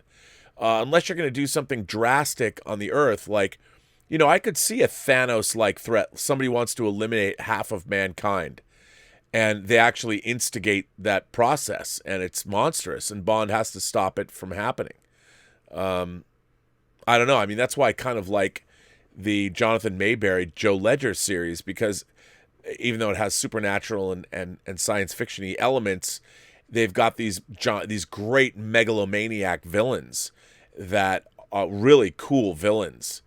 They even had a character that their version of James Bond turned out to be the biggest villain of all, and it's really cool. And I just don't know. I would like to see more of that, hopefully, but maybe they will do that with Bond and bring back that kind of villainy again. I certainly would like to see that. So yeah, I would like to see that. I really would. Let's see. I've got more letters. I'm trying to get through all of the letters here.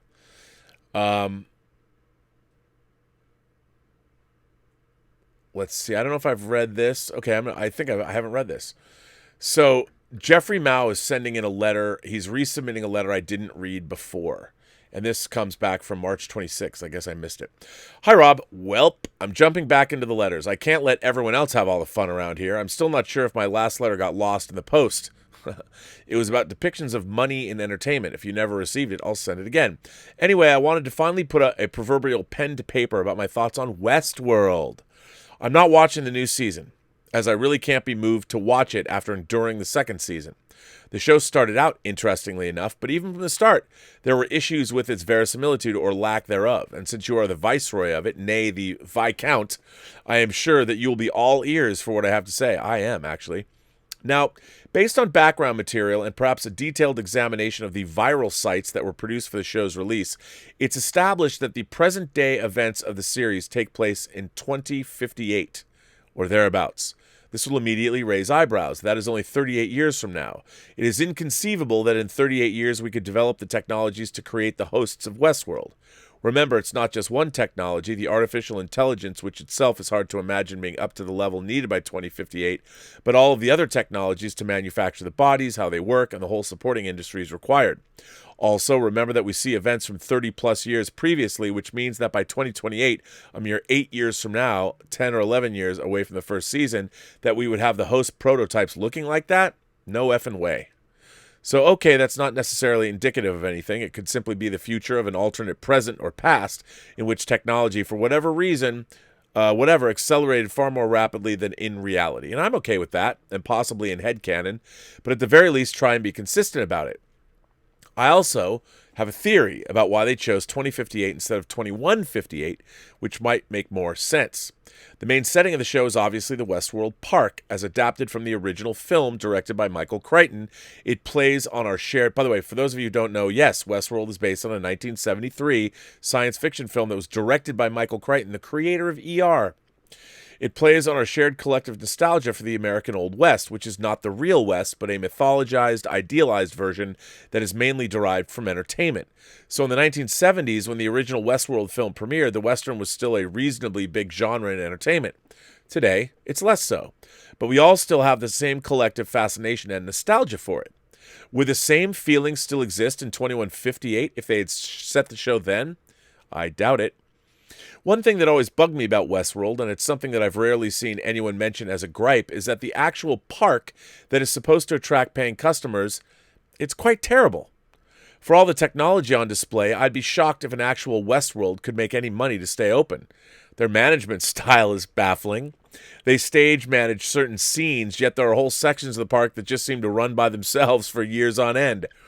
There's a Native American character who can literally wander around off the grid for years without anyone checking in on him. Can you imagine Disney World not knowing at any time what the condition of every piece of equipment is? That would be unthinkable. The customer experience seems very strange. Sure, they take you to a nice guest services area where they dress you up, take you on a train into the world, and then what? You wander around, supposedly getting into some adventures? Where's the food? Where's the lodging? How do you leave? How long do you stay for? What if you want to go to the bathroom? Sure, they have those access tubes that pop out of the ground, and I'm sure they can monitor everything from HQ, but they obviously can't monitor what's going on everywhere. So I wouldn't trust them to monitor me as a guest. Plus, who knows how to shoot or ride a horse or do any cowboy stuff in 2058? I can't imagine many people wanting to say, wait a minute, I paid how much to sleep on the ground? The other issue that I have among many is that this Delos Corporation, hopefully they were successful in other businesses because they suck at running any kind of amusement or entertainment enterprise. They seem either uninterested or incapable of managing the place. Sure, in all those movies and shows, the corporation always has some kind of ulterior and nefarious motive, but geez, couldn't they have at least tried to appear like they wanted to provide a great time for their customers? So, we get the idea later on that the purpose for the park, or parks, is to allow rich customers to get their rocks off, essentially, because the real world has become so sterile and pacified that there's no other release. So the worlds allow for people to wantonly murder, rape, pillage, whatever. Dark stuff for sure, but worthy of creating a whole park full of lifelike androids? The other issue is that the park still occupies real physical space. Or does it? A lot of it, if you do some math with regard to how long train trips take, it's so much land that apparently it's leased from China, but it's an island, and I don't see any island in the world big enough to hold all of the parks. So is it a man-made island? Makes you wonder if they had all this tech, why not just build virtual reality 3D holographic parks? I can't imagine it would cost more money in development. Lastly, I'll just point out that while the idea of an Epcot Center-like setup to the worlds, where you have Westworld, then India World, or the Raj, I guess it's called, and Shogun World and World War II world in the current season is intriguing. The other worlds besides Westworld seem to exist only to provide a different setting and to look cool, rather than to actually make sense. The Raj world seems very thin to me. Its appeal would be extremely limited to customers, and while it only seems like they added it so they could have a tiger show up. Shogun World was widely anticipated and it looked great, but the barrier to entry seems too high. Westworld is easy. They speak English. Most everyone can just put on a hat, cowboy boots, and say, oh, shucks, a few times and bumble your way around. But Shogun World, I mean, if you can't use a katana, you're kind of useless. Modern people have no clue even how to move around in period Japanese clothing. Geisha outfits are not exactly made for comfort, and while they appear to have some kind of automatic universal translator, wouldn't you actually want to experience the place in Japanese? How much cooler would it be if you could walk around the place wearing VR glasses that gave you the instant translations and subtitles? All in all, I don't deny that the basic premise for the show is pretty interesting. Sure, it was played a bit. The whole machines rebelling against their masters is an old trope, but it could have been done a lot more interestingly, a lot more simply, and a lot more effectively if they weren't so obsessed with showing how faux cool they were with timeline jumping, the heavy-handed philosophical talk, and the overall head-scratching. Well, here's hoping this letter actually makes it to you this time. Thanks, Geoffrey Mao. Geoffrey, what a great letter. And boy, do I not disagree with any of those things that you had to say, because, man, you are correct, sir. Yeah, that's amazing. And you know what? hang on. I've got your resubmission too, but I'm going to hold off on that and save that maybe for tomorrow.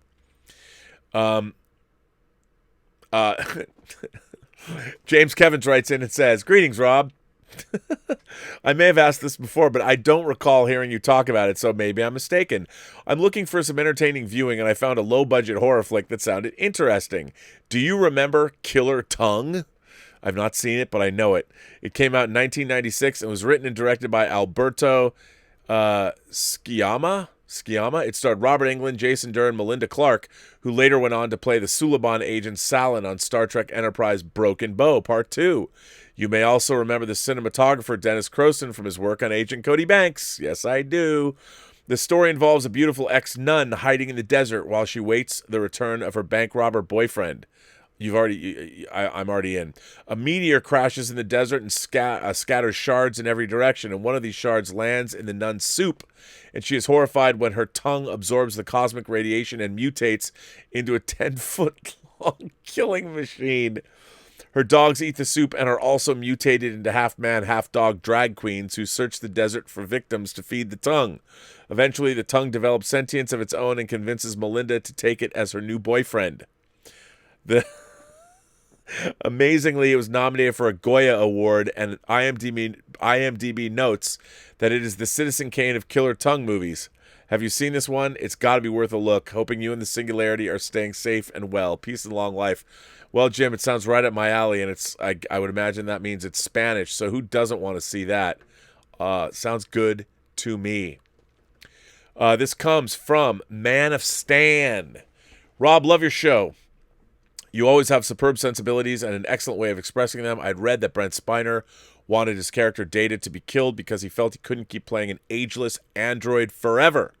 Since Data's character, well, he can sure play brothers of that ageless android. Since Data's character has always been reminiscent of Pinocchio, Riker even needles him about it when they first meet. That's right, it's Encounter at Farpoint.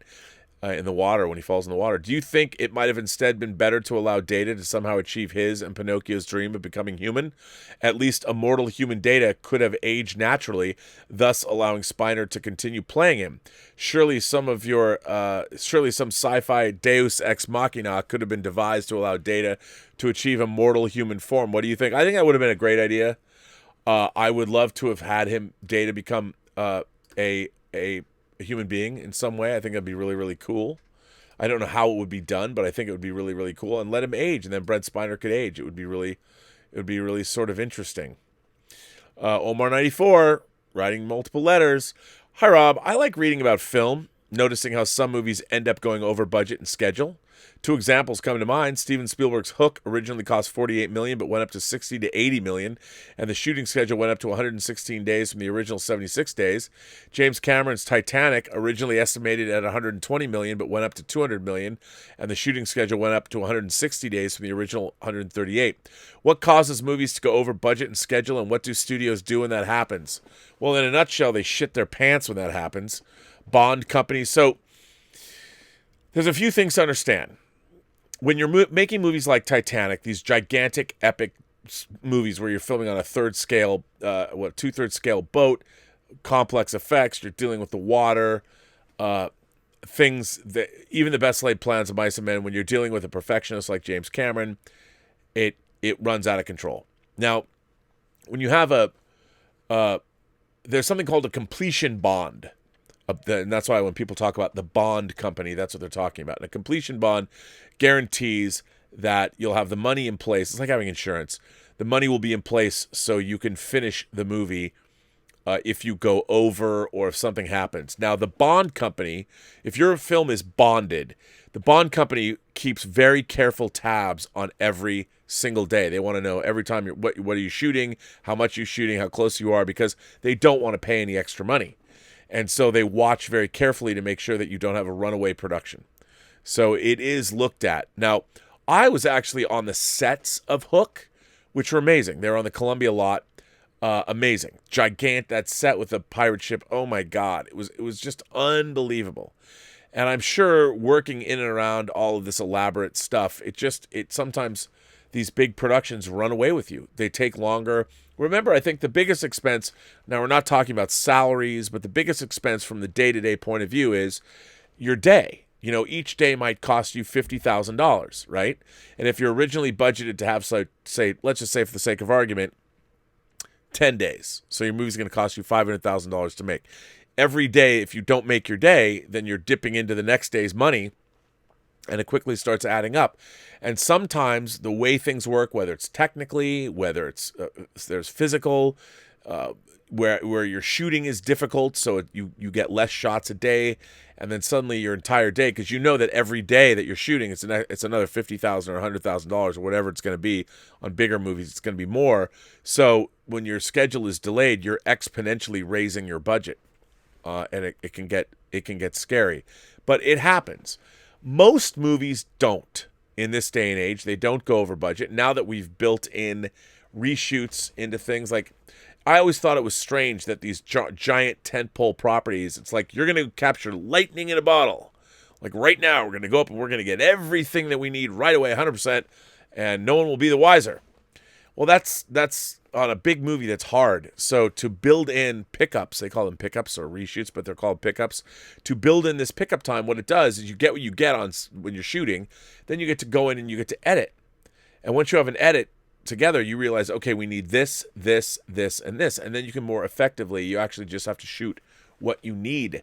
And it was interesting that to me, that I saw that happening on Lord of the Rings. Like, they had gone out and they'd shot all the movie at once, but then in the case of when you're editing these movies, a year will go by or 2 years will go by, you look at the edit and you're like, nope, we have to go change this.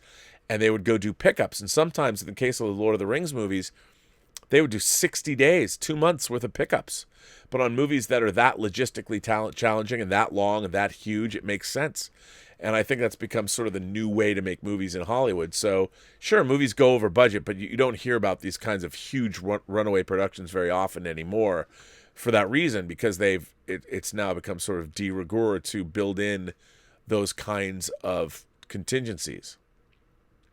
This letter comes from Enterprise H, our new friend Enterprise H, NCC 1701H, the final uniter. Greetings. I don't know if you've seen my comment with the link to play Let's Play of Generations, the game. In your opinion, has it been a failure of imagination or success? I don't know, because I haven't played it. If you have, you've probably seen that it was a sequel to a Final Unity. Have you ever played a Final Unity? Yes. And what is your favorite Star Trek game? It's a great game. You know, my favorite, it was the 25th anniversary Star Trek game, where I mean, the graphics are rudimentary, where you play the character, you're on the bridge, you beam down. I love that game. I thought that was a great Star Trek game. I really do. That's the one that pops into my mind. I mean, the problem with so many Star Trek games is they turn them into shooters or something, and it bored me. I don't know how to do a great Star Trek game, but it's tough. Yeah. I like how this game explored General Orders 1 and 9 clash, non-interference, and the right of any commanding officer to take political refugees without needing to ask for permission beforehand. This game may, in fact, have said the most about the Prime Directive out of any Star Trek game. It packs a lot of stuff from that, but I don't want to spoil the plot. I can only hope that GOG will one day sell it. Maybe. But for those interested, you can watch it here on YouTube. It is certainly food for the mind. I describe it as the best of TOS, DS9, and TNG. Well, that's cool. I'd like to see that. That's a spoiler. You don't want me to read out something about the end, which I won't do. Well, that's interesting. I will have to check into that. So yeah. And you know what? Geoffrey Mao sent in another letter, and I'm going to read it and be just all caught up, and I won't leave him hanging. Now, this is a good one, though. This is from Mark Chure. Dear Rob, I am writing to you today to discuss an aspect of that head's letter. Oh, wait, did I read this? No, I don't think I did. I don't think I read this letter yet. Dear Rob, I'm writing to you today to discuss an aspect of that head's letter from Wednesday, April 15th. Specifically, the gender swapping aspect of Liet Kynes, soon to be played Dr. Keynes, Liet Kynes, soon to be played by Sharon Duncan Brewster. As you read the statement by the actress, I felt that alone made the argument for doing the swap. nothing but vain hubris by Villeneuve. To summarize the statement, she was cast because the director always has strong roles for women and saw the opportunity to create one doing the gender swap. That's my take on her words. What wasn't in her words were story or the book or Frank Herbert. At no point was concern over the story mentioned. Like so many projects, this feels like it's becoming less an adaptation of the author's book, but an ego project of a director. To make his movie, he uses someone's hard work instead of creating whole cloth. Adaptations do need to make changes for the new format, but gender or race swapping a character is akin to spray paint tagging the Parthenon. The masterpiece isn't good enough for the director. He has to put his stink on it. Should we give Denis Villeneuve a pass or leeway knowing his body of work? I say no. I read stories by one of the great writers in comics, Mark Waid.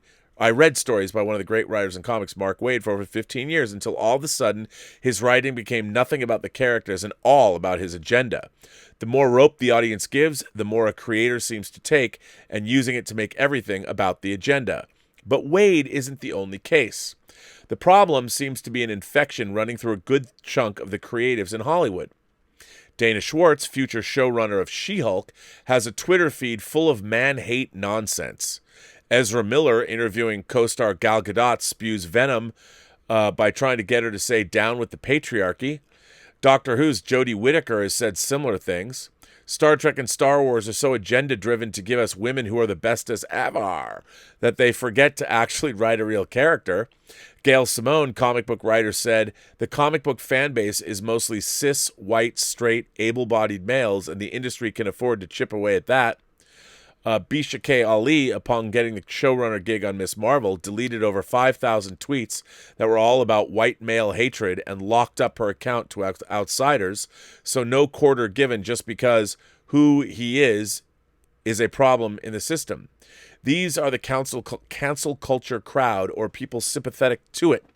Currently, they create a ton of entertainment that shows the male is completely incompetent and a woman can do everything. Though this is an old Hollywood trope, it's starting to become a one-trick pony. It's almost subliminal. My girlfriend figured it out when she noticed my sense of humor changed. I became very self-deprecating, making jokes that cut myself down. It was the TV and film that I was watching that had slowly corked on my personality and point of view. Why has genre fandom taken such a hit? Honestly, I think Hollywood believes the nerd stereotype of being awkward, never kissing a girl, and living in your mother's basement. I think so too, and Big Bang Theory did not do a whole lot to dissuade one of that opinion.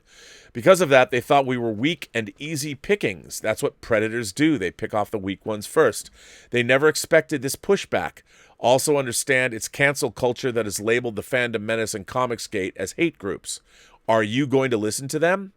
The hate group thing is part of that cancellation. If they could get the federal government to declare it so, no one associated with the hashtags would be allowed to monetize behind it. It's a cancel culture chess move, nothing more. Getting back to Dune, does this affect the story? I say yes. If you look at the warrior-like cultures historically, the women are amazingly well respected as women and their role as mothers. They bred and raised the next generation of warriors. Furthermore, within the book, I thought you were saying something else. Chani stood out for being different from all the other women. She hung with Paul and the rest of the men on the front lines. Why was it a big deal? The women of Dune are the puppet masters.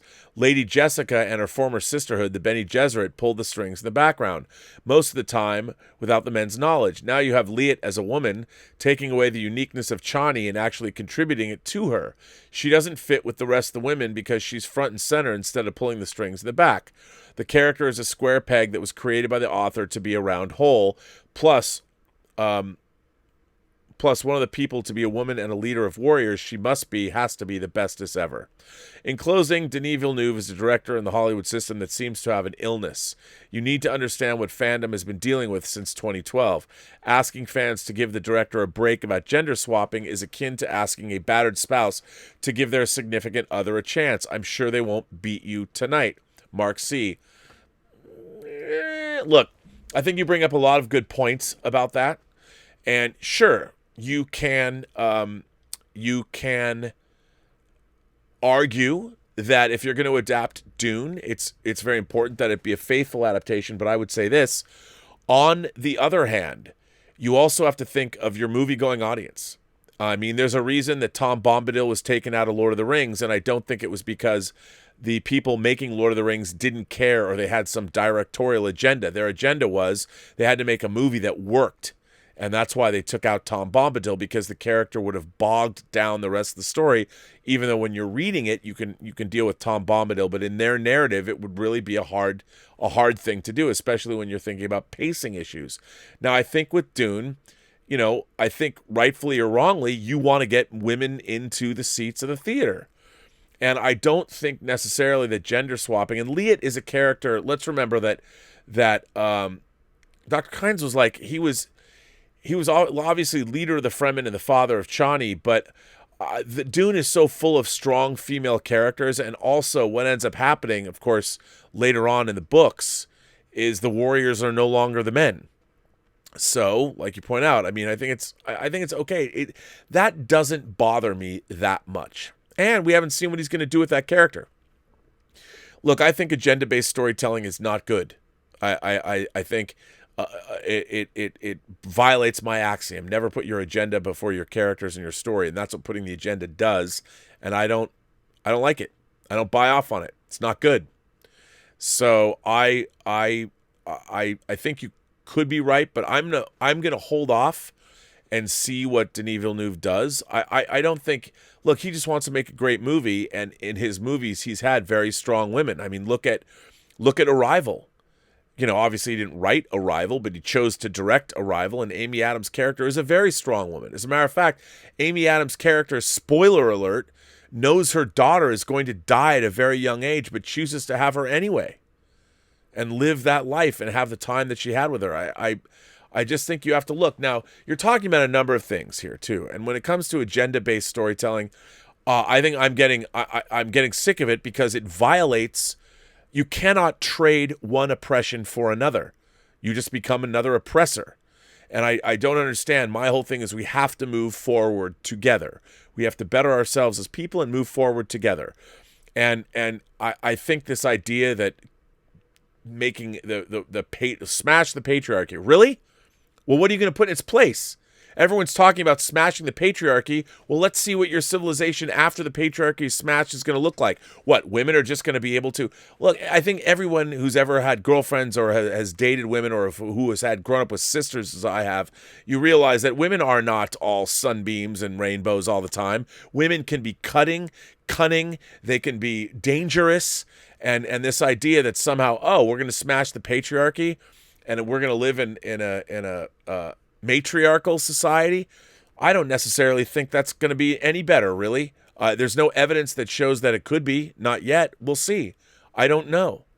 I mean, how many times in my life have I sat there with a friend of mine, a female friend of mine, whether they were a significant other or not, and watched, especially like actresses, you'll sit with them and watch a TV show and they'll say, I was up for that part. I would have done better. I mean, it's silly.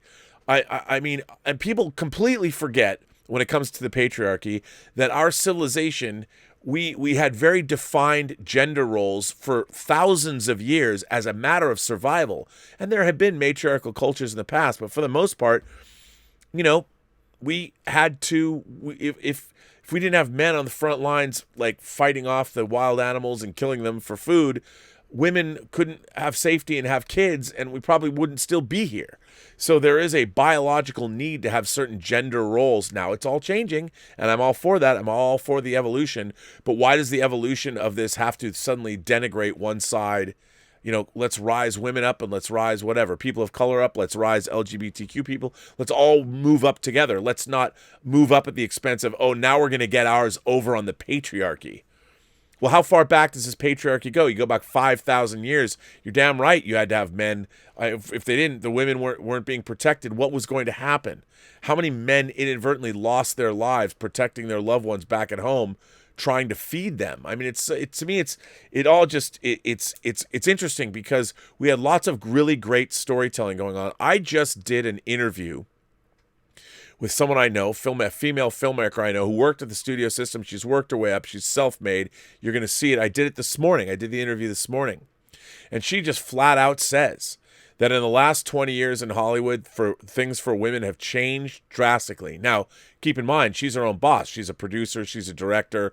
She's raised her own financing. She's produced feature films for studios. She's done a lot. But she flat out says, you can do it now.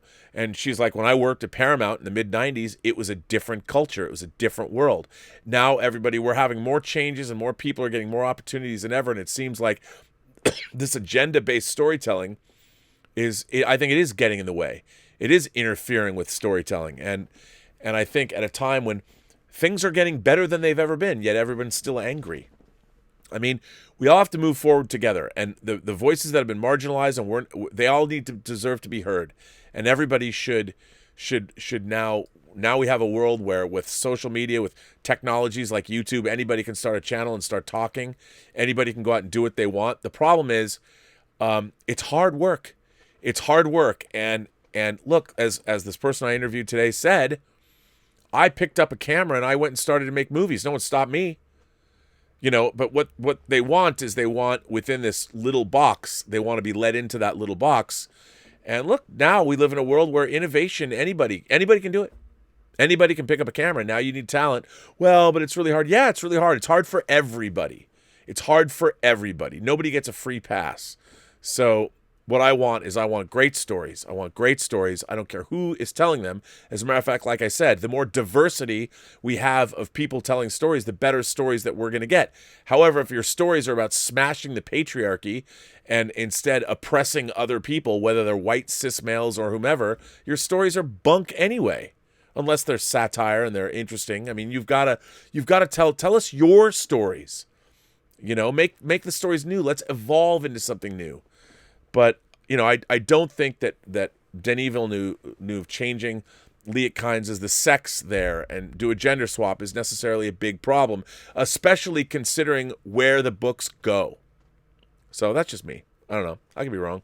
What do you guys think? So, yeah. Now, here's another one. I want to clarify this because Enterprise H also goes on to say, he wrote in and said, he always signs off his letters, or he calls himself NCC 1701H. He says, it's not from Star Trek Online. It was my hero ship for a 25th century Star Trek show. It's not quite as radical as your Star Trek Federation in that sense. I never decided to explore what it'd look like because I figured that a canon iteration would be just something different.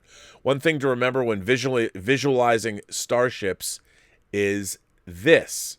I don't know what this is. I haven't looked at it, but I'm going to put it in the live chat, and you guys can look at it and tell me what you think. What do you think of this? It was meant to be the starship between the F and the J. The size in my mind was meant to reflect the duration of the mission which the ship could go on. As such, I envisioned the H to be roughly 2,000 meters in length, capable of independent operations for a duration of 100 years, and be able to reach the Milky Way's satellite galaxies. I never got around to do a video on the weapons system since I could never decide on what sort of weapons it would realistically sport without being an insanely overpowered Mary Sue, Gary Stu ship, even without a cloaking device. But if you ever get around to pitching a Star Trek Federation series again, give me a call, and I think I can help you sell the rejected TNG idea of projecting a shield over the away team. I might even be able to help pitch on how to not make the cloaking device overpowered or prone to abuse. I suppose that'll end it here. As much as I like to write about similar topics, a question for you then. Do you know that you seem very similar in personality and tastes to Doug Drexler, with your love of Star Trek and John Carter of Mars? Enterprise H, NCC 1701H.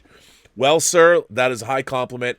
I love Doug Drexler and his wife, Dorothy Duder. That's right. He's married a beautiful woman whose last name is Duder. And I always call her in my mind, she's just the Duder.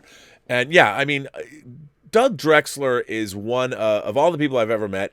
He is, I'm very simpatico with him. Like, I can't call him up and go out to lunch. I mean, I probably could. We're not that close, but he's just a delightful guy, and his wife is just a delightful woman, and they're fantastic people. And yes, he and I do share certain predilections, and I love that guy to death. He's incredibly talented, and we did an Inglorious Treksperts podcast together about how Gunn will travel. And I love Doug Drexler. He is the best. The best. Anthony Choice says, viewing recommendation. I just started watching Shudder's 5-part Cursed film series. It's amazing. I'm loving the behind-the-scenes angle, morbid and as intentionally cryptic as it may be. I'm certain this would be right up your alley. I don't know that. I got to watch this, man. I'm sure certainly this would be right up your alley, especially considering the films in order are The Exorcist, The Omen, Poltergeist, The Crow, and Twilight Zone the movie. Oh! Needless to say, you will know some of the main information and threads used in each, but additionally, each offered a lot I hadn't heard before and an emphasis on cultural context and impact in their time today. I've got to watch that. My friend Dave Parker, the director of The Hills Run Red, who we just did the special features together for the Blu-ray, which you'll see on June 16th. You might see a sneak preview coming up in the 400th episode of some of the special features that I've created. But who knows? Who knows if that's the case? But maybe you might. He was very upset. The Crow is his favorite movie. He was very upset by that episode. So it sounds good to me. I would totally watch that. 100%. So yeah. Let's see. I'm going to jump back over and see if you guys have been saying anything. I don't even know. I'm a little lost, to be honest. Let me go back. Aliens.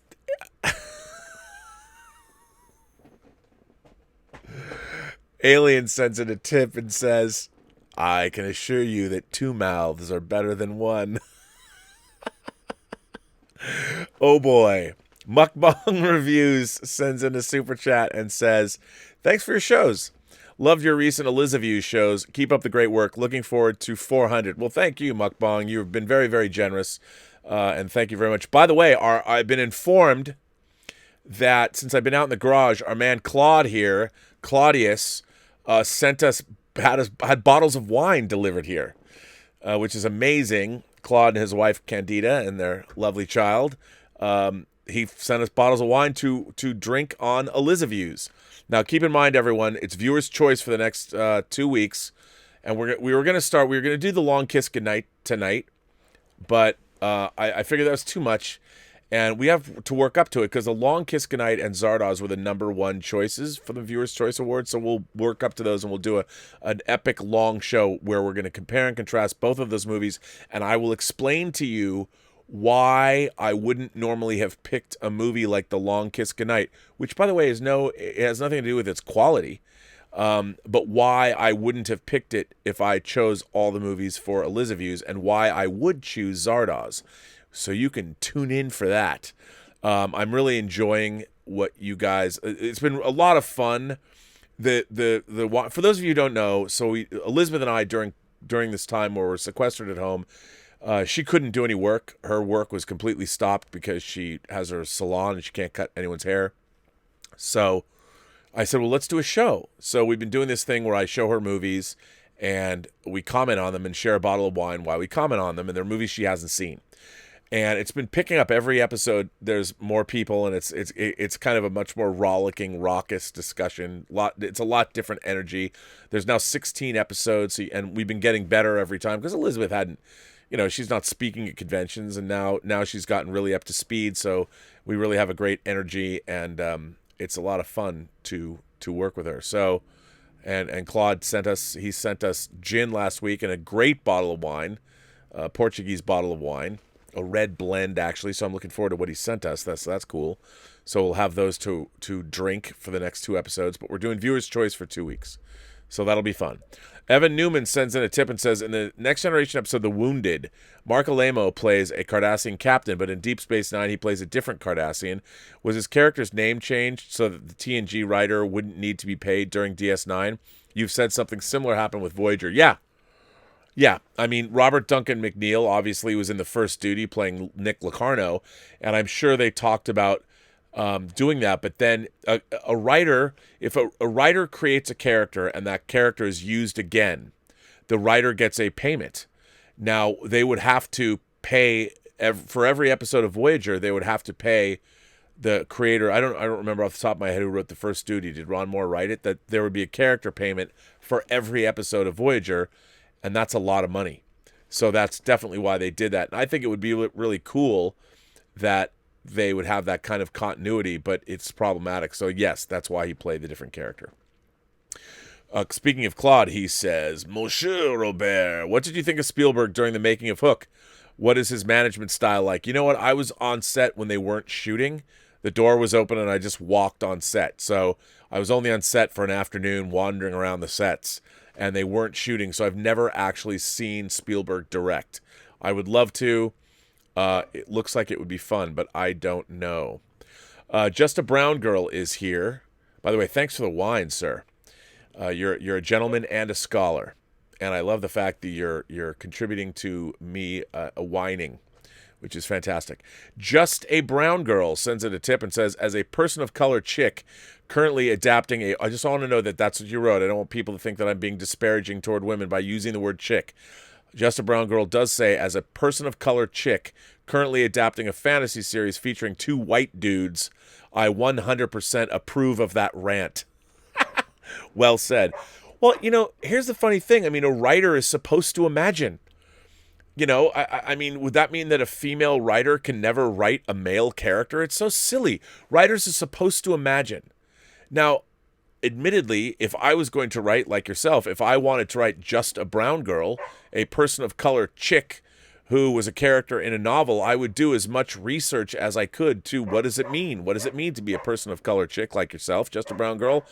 And I would try and look at other black authors, or people, not just black authors, people of color in America. What is their experience, whether it's Latino, whether it's indigenous, whatever. There's so many insights you can glean into reading articles or books or whatever that people of color have written, and then you can extrapolate and imagine what it is like to grow up as a person of color.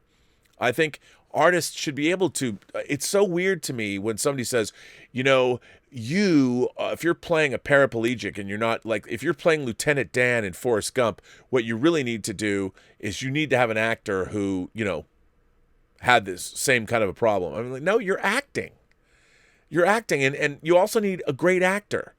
And it's always kind of seems strange to me that that's the way people look at it in the modern day. I mean, I think that you, Just a Brown Girl, if you're adapting a fantasy series with 2 white dudes, that you should let your imagination run rampant. If you're a talented writer, you're going to do just fine.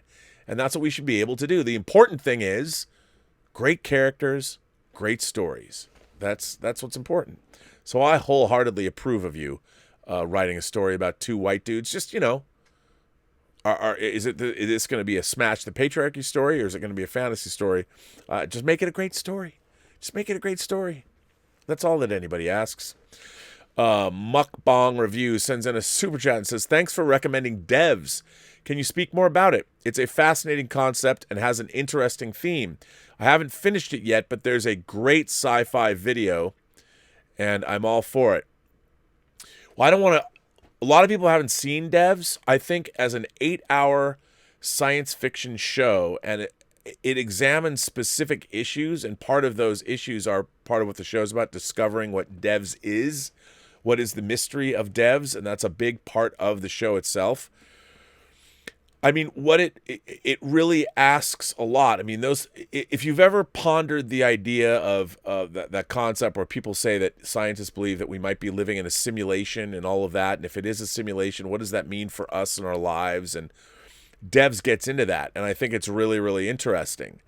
And the multiple worlds theories and what is free will and all of that. I mean, I think it's fantastic that a show deals with that in such an interesting way. I mean, I think one of the areas where our civilization has really fallen down is with the idea of ethics and technology. Like Jeff Goldblum says, we spend all this time wondering whether we could when we should have spent time thinking about whether we should. And I think that's important. I think that we as new technologies, I mean, we are going to eventually be able to pick. We'll have designer babies. And what is the realism?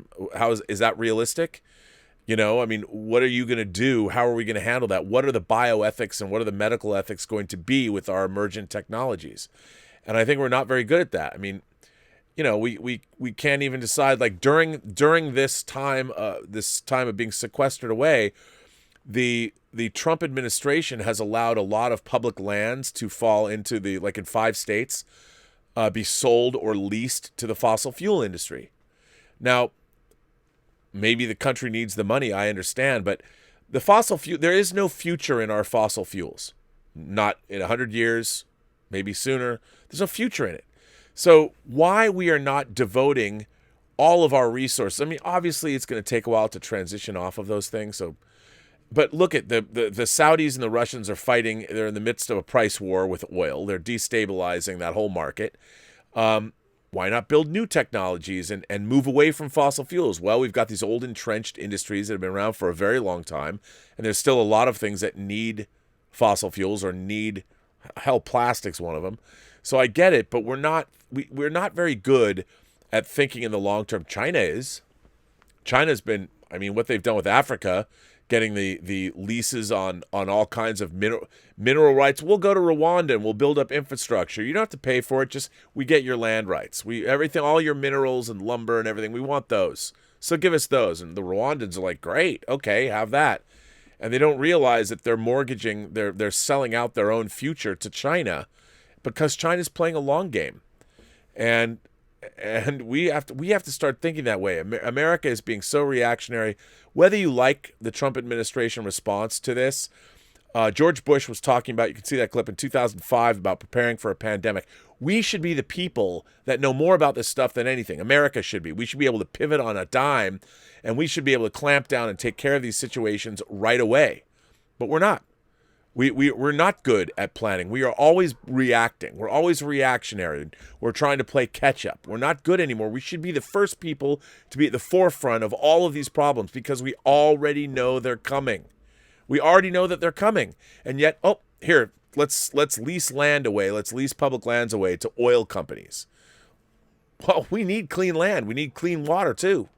So what are we doing for all that? Why aren't we... Anyway, I'm going off on a rant. It's not my area of expertise, so I probably shouldn't be talking this way. And to that end, I'm going to bring this episode of Robservations, episode number 395, bringing it to an end. I want to thank you imagination connoisseurs, you members of this Post-Geek Singularity. I want to thank you for being you guys for being awesome, sending me letters, supporting the channel the way you do. I want to thank you very, very much for all that. By the way, if you participated in the John Campea show and wanted to hear your questions read on that epic live stream he did, I've done one of 2 responses I did. Answering a bunch of those questions are up on his channel, so check that out. And also, I will be here all next week. Of course, I'm not going anywhere until, I don't know, they're slowly opening the country. We'll see how that goes. I hope everyone stays safe as they do that. I hope we're not all marching to our doom, but things seem to be settling kind of back to normal. We have a long way to go. Will they ever be normal? I don't know. But I'll be here. I'll be here every day doing Robservations. The 400th episode now looks like it's going to be on Friday. I might push it a day. I think maybe Saturday could be the day I do it. It is going to be at least a 400-minute show. I'm probably going to have some kind of a charity component to it, the way John Campea did. And I'm going to have a lot of pre-recorded interviews that I will be playing during that show. That gives me time to get... But I've been doing them. Like I said, I did one of the interviews today before I went on the show. I did one yesterday. I've been trying to set them up. I might have 4 or even maybe 5 pre-recorded interviews to play from really interesting people. And it's still... I will be playing those live, and we can still participate, but we'll see. It depends on what my schedule is for the online Comic-Con next week. Of course, the Mainframe Comic-Con. I don't know what my schedule is going to be there, but I'm going to work around that. We shall see. But regardless, again, I want to thank all of you for being here. I want to thank my moderating staff, beginning with Mike Bodden and, of course, Detective Jim Boyers. There's Greg Smith. There's Louis Yu and Jordy Lyons. I want to thank them all for being here. I have a letter that I was going to read that I totally forgot that Jordy had sent me that I'm going to read later. Keep those letters coming. And with that, I say to everybody, every person you meet, as I try and figure out what I'm doing. Uh-oh.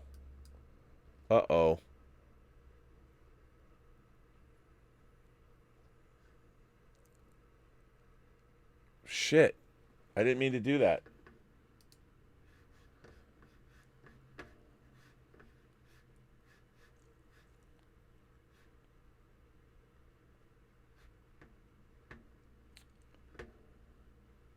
What the hell, man? Am I still on? I think I might be still on and I don't know it. How interesting. Let's see. Maybe if I am still on, it says I'm still live. So maybe I can be still alive. Hold on. And if I am, I'll come back. I'll try and go back. Let's see.